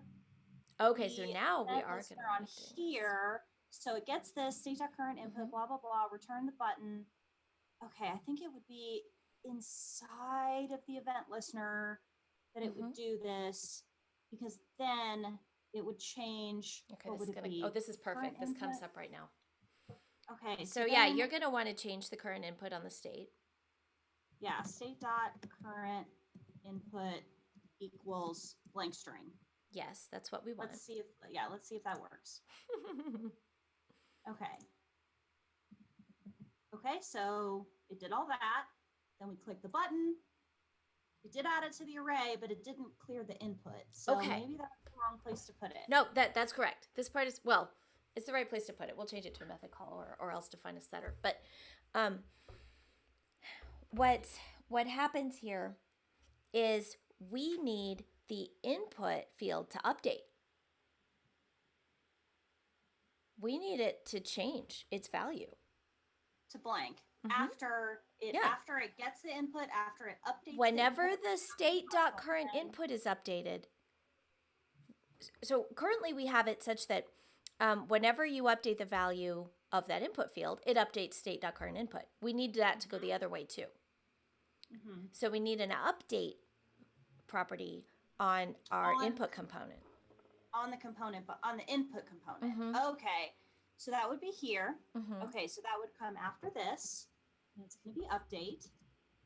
And we'll just go ahead and set up our little function. Make it take the state. Yeah, I just like to set up, since this one doesn't auto fill your things. Right. I like to get your curly braces. To get the structure all the way set up and then go in and add it, because otherwise it's too easy for me to drop a curly brace or something somewhere. Right. Okay, so we want it to take the state. And then we want it to clear it. Yeah, we wanted to change the value property of that input of the field, input right? to blank. So we wanted to do state dot, what is it? Input, current input. Yeah, state dot current input should then be blank.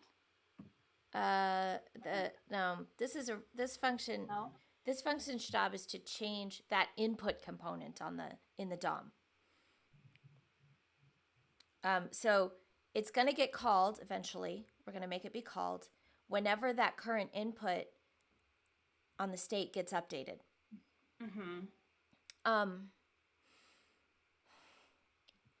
But it has to read the current input from the state and put it on the screen. Yeah. In the input field on the screen. Okay. So if you want, we can do what we did in we have to get the input element and modify it. If you want, we can do what we did in the list component and just get it by ID. Okay, that makes sense. We can also store it as a property of the object. This one here. Yeah, do that. Okay, but that's the list item. What I want is just for it to clear this input after you put something in it and hit the button. Yeah, so we have to get the input and clear it. Okay. In this update function. Yeah. Or more generally than clear it, set it to the current value of state.current input. Okay.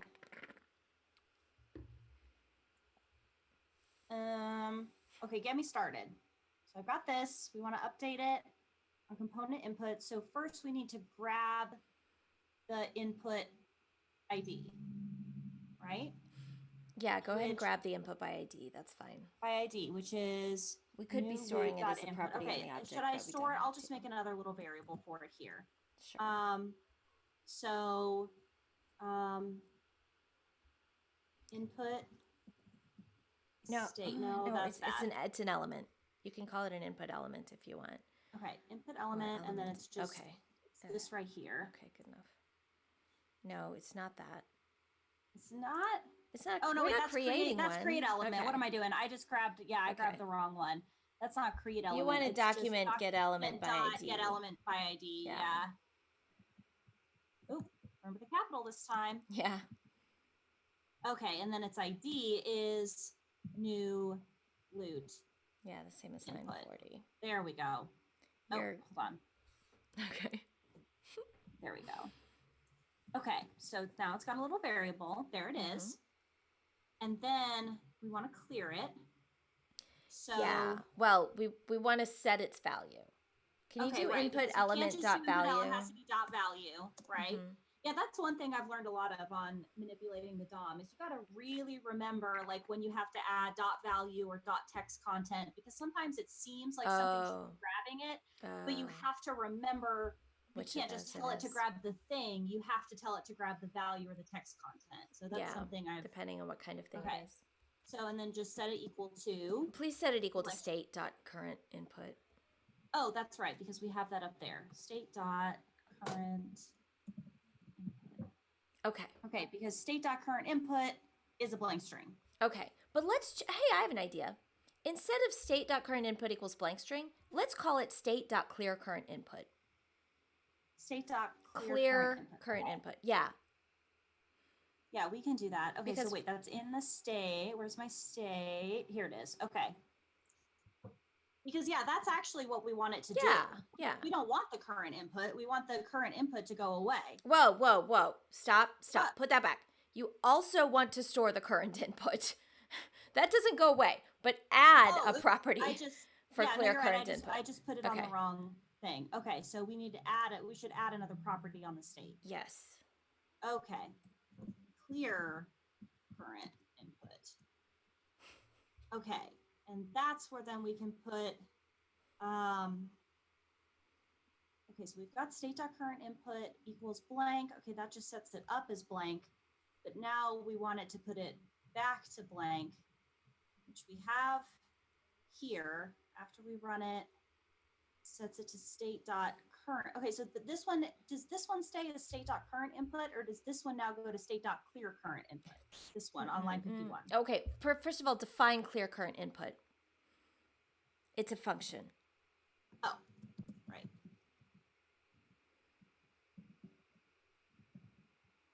Yeah. Okay. So that can set this .current input to the empty string. That's right. But it also gives us a place to hunk in more thing yeah. Okay. Now is it clear what you want on 53? Yeah. Now on line 53, it needs to be state.clear current input. No, it doesn't. No? Input.value is a string. Clear current input is a function. Oh, right. Okay. So it's correct. Current input is this stuff is so much clearer with types. Oh, I wish I could use TypeScript and Glitch. Okay. Because then you can kind of see what fits together. It's like having JavaScript. It's like doing math without units. Ugh, not okay. Anyway. Okay, so this is good.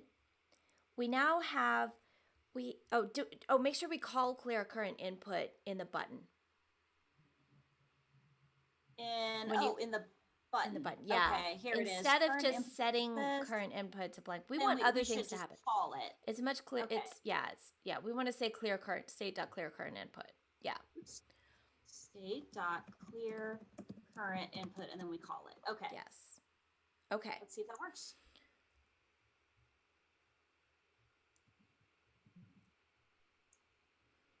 Okay, it doesn't do anything yet because we haven't wired it up. Right. We're never calling the update on we're never calling that update function that we just made. Okay, so we need to call component input dot update. And that's why, okay, component input dot update needs to be run after the click event on the button. Yeah. Okay. So click after we return the button, after we do all of this, then we can run component Rachel, input. you're putting a line after a return. Oh, you're right. The return is the last thing. Okay. So I should put it here or put it, because this is all part of this. Okay. This is something that I know what I want. It's not obvious to new people. I'm leading you in a particular direction that people have discovered after a whole lot of work and research. Okay. So the thing is, the components don't know about each other, but the components all know about the state. But they all know about the state object. Okay. And the thing is that we can teach the state about the components to some degree. Mm-hmm. What I actually want to do is that component input, when we create it and it gets the state and it's setting itself up, I want it to tell the state, hey, if current input changes, update me. Oh, so if at any point during this, if it changes, then run. Yeah, I want the component input.create function to give itself to the state to be updated whenever the current input changes. Okay. So let's, before the return, please. Yeah, please before the return. Okay, we can do that with an if statement, but it needs to be outside. Inside here? No, you were right. You were in the right place. There, yeah. That's the right place. Okay. I want to say state dot update me on current input. Update me when current input changes. Okay. And then pass it this. Okay. And would that be in an if statement? Why? Oh, I don't know. Use the word if, and then that makes me think of an if statement. I used the word if? Yeah. Oh, sorry. No. Because you were saying if the runs, then update it. Oh, actually, the word when is key here. Okay. Update me when current input changes. Okay. Because at any time current input changes, I do so many tutorials that anytime somebody says anything in the structure of just a normal English sentence of if this happens, then do this, I'm like, oh, that means we got to put it in an if statement. But sometimes in English, sometimes we use if for do it or don't, and other times we use if for triggering. Yeah, it's trigger just, this when something happens. I have tutorial brain. So that's funny. No. Okay, so anyway. When it updates or when it runs, then also run the update. Okay, just type this. State dot update me when current input changes. You can camel case that.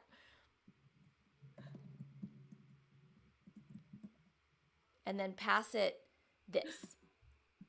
So we're giving the state the component.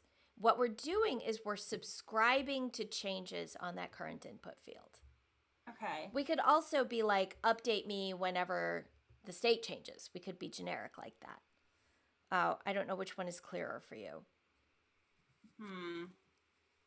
Update me when input changes is fine. I mean, that's what we're working on right now. Right, it is. We could make it generic whenever the state changes, but I think right now we're being nice and specific, and I think that's good. Okay. Now we need to implement that method in the state object. In the state, okay. So update me when input changes. So now we need to go, our state's up here. Isn't it? Yeah, there it is. Okay, so now we can create. Would you cut and paste that method name, please? Yeah. You should be able to double click on the word and get it. Oh, I don't know. Okay. Okay. And that's going to be a function. It's going to accept a component. That's important. Okay. Like I said, when it doesn't autocomplete, I have to do my function to get your curly braces first, or otherwise, that's a good policy. Yeah, good policy. If I start typing letters, then I'm gonna end up dropping. You know what I mean? Like I have to set it up and then fill it in. Yeah, that's okay, good. And it's gonna take what? What did you say it was gonna take? Sorry. A component. A component. Okay. And it needs to put those in a list. So it's going to need the state object is going to need an internal property to hold on to this list of components. Okay. So give it a property. Like after this function, give it another because property? we have to store this, and we can like call it component list. More specific, components to update when input changes. Okay. Components. Is that how I spell components? Yeah. Components to update after change. How about that? Well, are we being specific about which change? Because there are two changes. There's loot items and current input. Okay, and this is for input change. So we'll do components to update after input change. Okay. Yeah, you can decide later whether to make this one list or make an additional list for the array of loots. That's up to us. This is a list, so it's just make it an empty array. Yes. Okay. But then in update me when input changes, push the component onto that array. Update. Oh, I see what you mean. Okay, so this dot. Hold on, let me just. Yeah, good. Dot push. Okay, and we're pushing in the component. Yes. Okay. And then in clear current input, go over that list. Whoa. Yeah, there. Just for each on that bugger. Oh, for each over this whole function? No, inside the function, you want to update each of the items in that array. In this you want array. to call update on each of the you components call in that for array. each on this. Yes. Okay. Gotcha. Okay, so that would be this dot that dot for each. Yes. And then for each takes each, right now I'll just say element. And then it takes what? Function. Or no, wait, wrong way, sorry. It takes function. The function goes over each element. And then it has a curly brace, and then curly brace goes there, and then there's a semicolon there. Okay. And we can change this to, I guess it'd be. Go ahead and just, okay, excellent. Yes, because that's a component. Good. Yeah.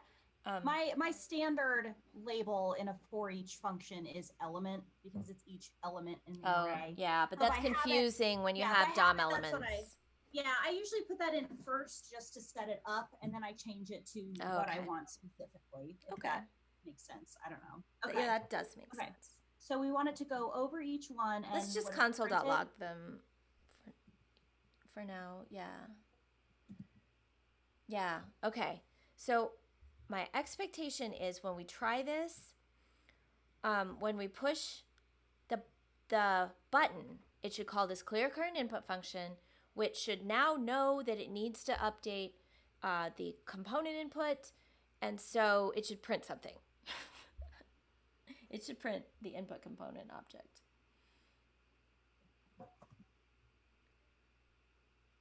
Oh, there it is. Create update.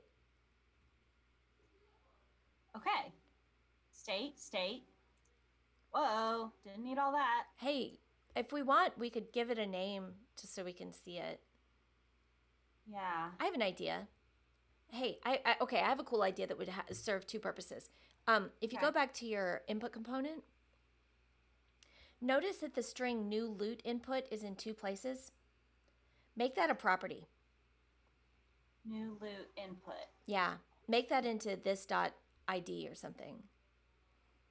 Okay, where? Oh, here. Yeah. Okay. Yeah, because it's there and it's there. Yeah, make that into a property on that object. Oh, okay. Okay, so just take this. Just the string, Okay, and make it into a new property. So, okay, but that's the value of the property. Give it a name. Yeah. Okay, that's right.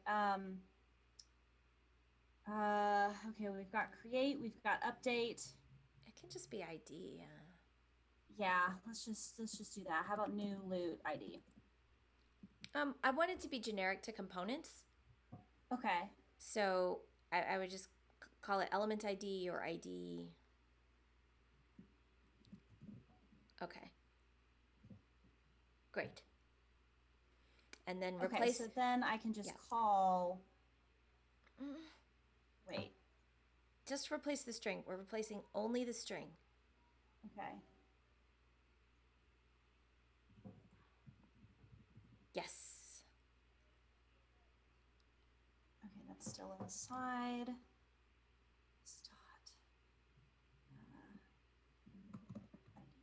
Okay, cool. So now when we try it again, I mean, one, we've removed some duplication, which is nice. And it's the bad kind of duplication because those things really do have to be the same. That's essential. So when we make them reference a common variable that expresses that, and we've made it possible to see that, yeah, that's the object we wanted to have in the update list. So now we just have to call update on it. Great. Okay. So now we want to call update, and we want to call update as part of the click event. Well, we want to call update in the clear current change, because what matters is not that the button was clicked. What matters is that the current input value was changed. Yeah. Okay. And there could be some other button called clear or whatever that did that, and the input would not care. Okay. So it's line 33 is where we are.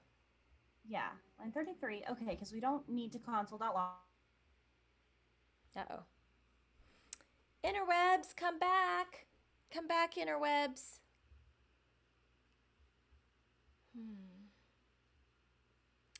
Uh-oh.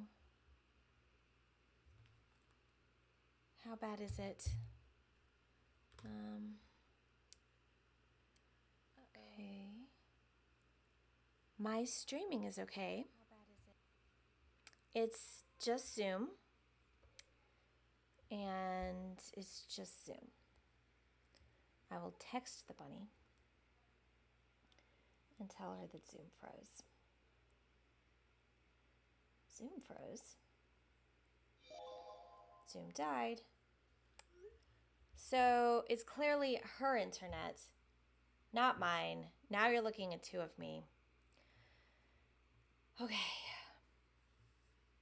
And I am really trying to lead her toward a reactive architecture kind of thing here, but without making it generic in any way. We're making it extremely specific to her use case, but we're making it so none of the components know about each other. They only know about the state, and the state knows about them, which is, I mean, a little icky, but when you start making it generic and you're like, okay, I don't want to subscribe to a particular thing, and really I think that the update,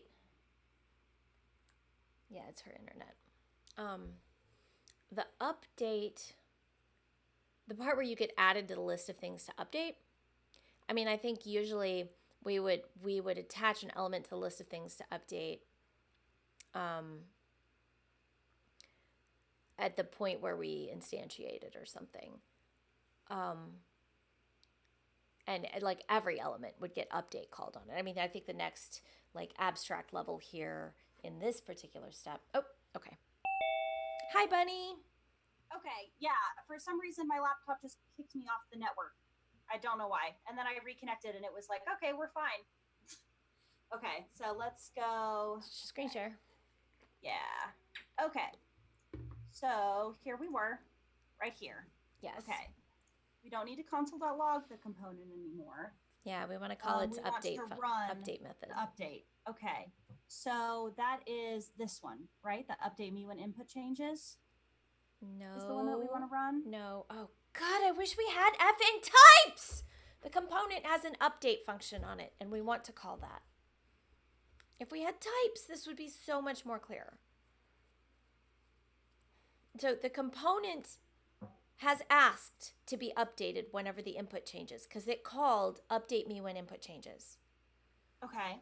And it passed that component. So please update it when the input changes. This is the place where the input has changed, and we want to Okay. update the component because it asked for that. So we're looking at Okay. each component, Uh-huh. and we want to update it. So Dot update. dot, oh, right. Okay, dot update. And then we need to pass that update function the state, which I'm hoping is this, but it's probably not this. But we can debug that in the browser. We probably need to make this an arrow function, and then it will be this, is my guess. But I'm kind of curious whether it works like this. Okay. Because we need to pass the state to the update function, and currently we're in the state. Okay. Dot update this. Yeah. So let's see what that looks like.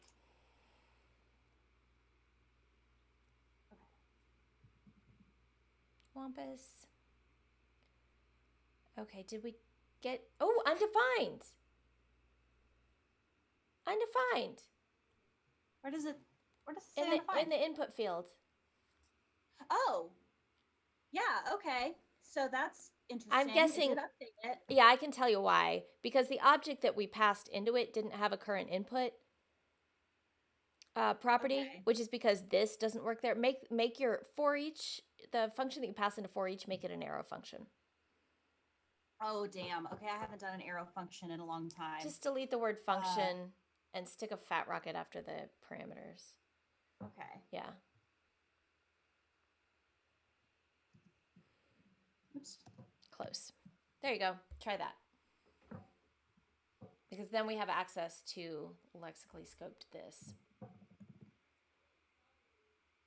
Yay! Oh, there we go. Well, that's silly. Okay.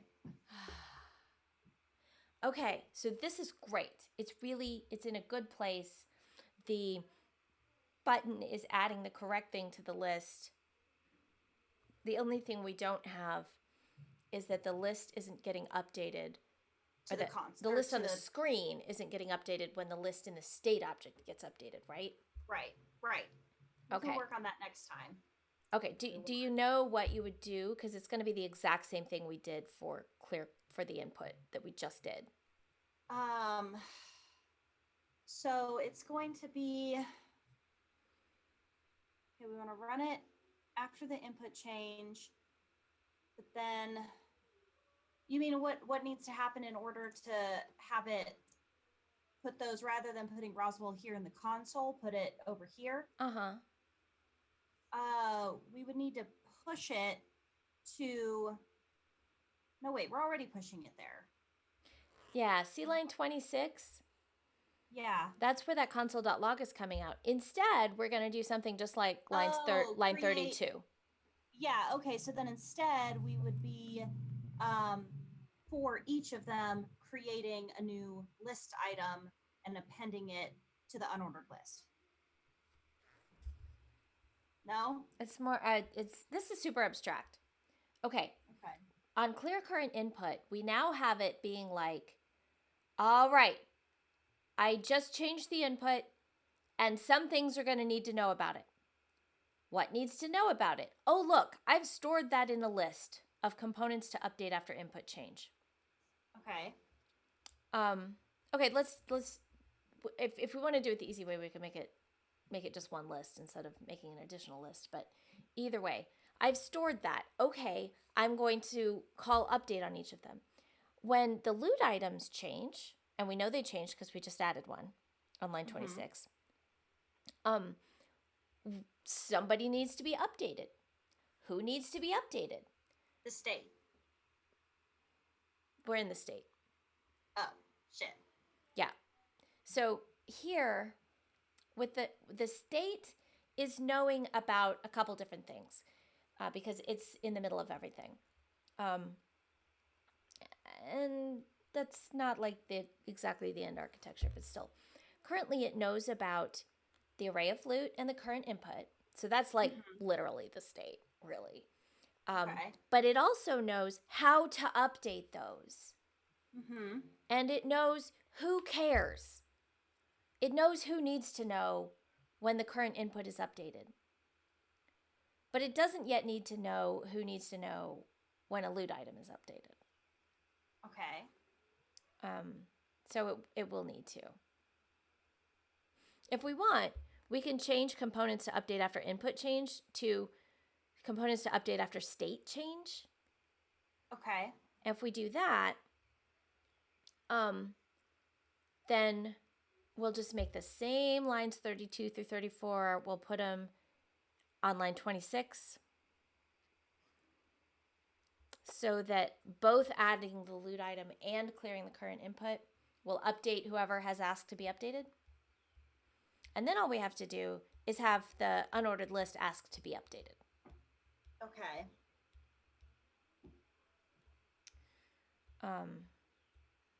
But we don't have to do that today because it's been 2 hours.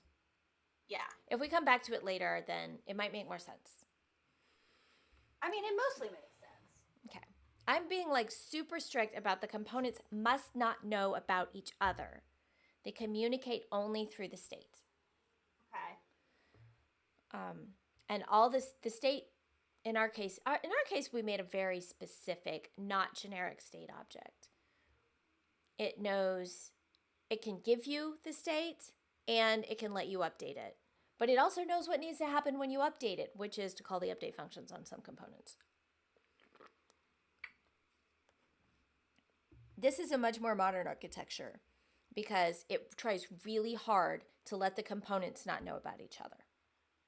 And as soon as the components know about each other, you get this huge snarl. But this way, they can just kind of generically know about the state and ask for updates to the state when the state gets updated, which turns out to work better. Cool.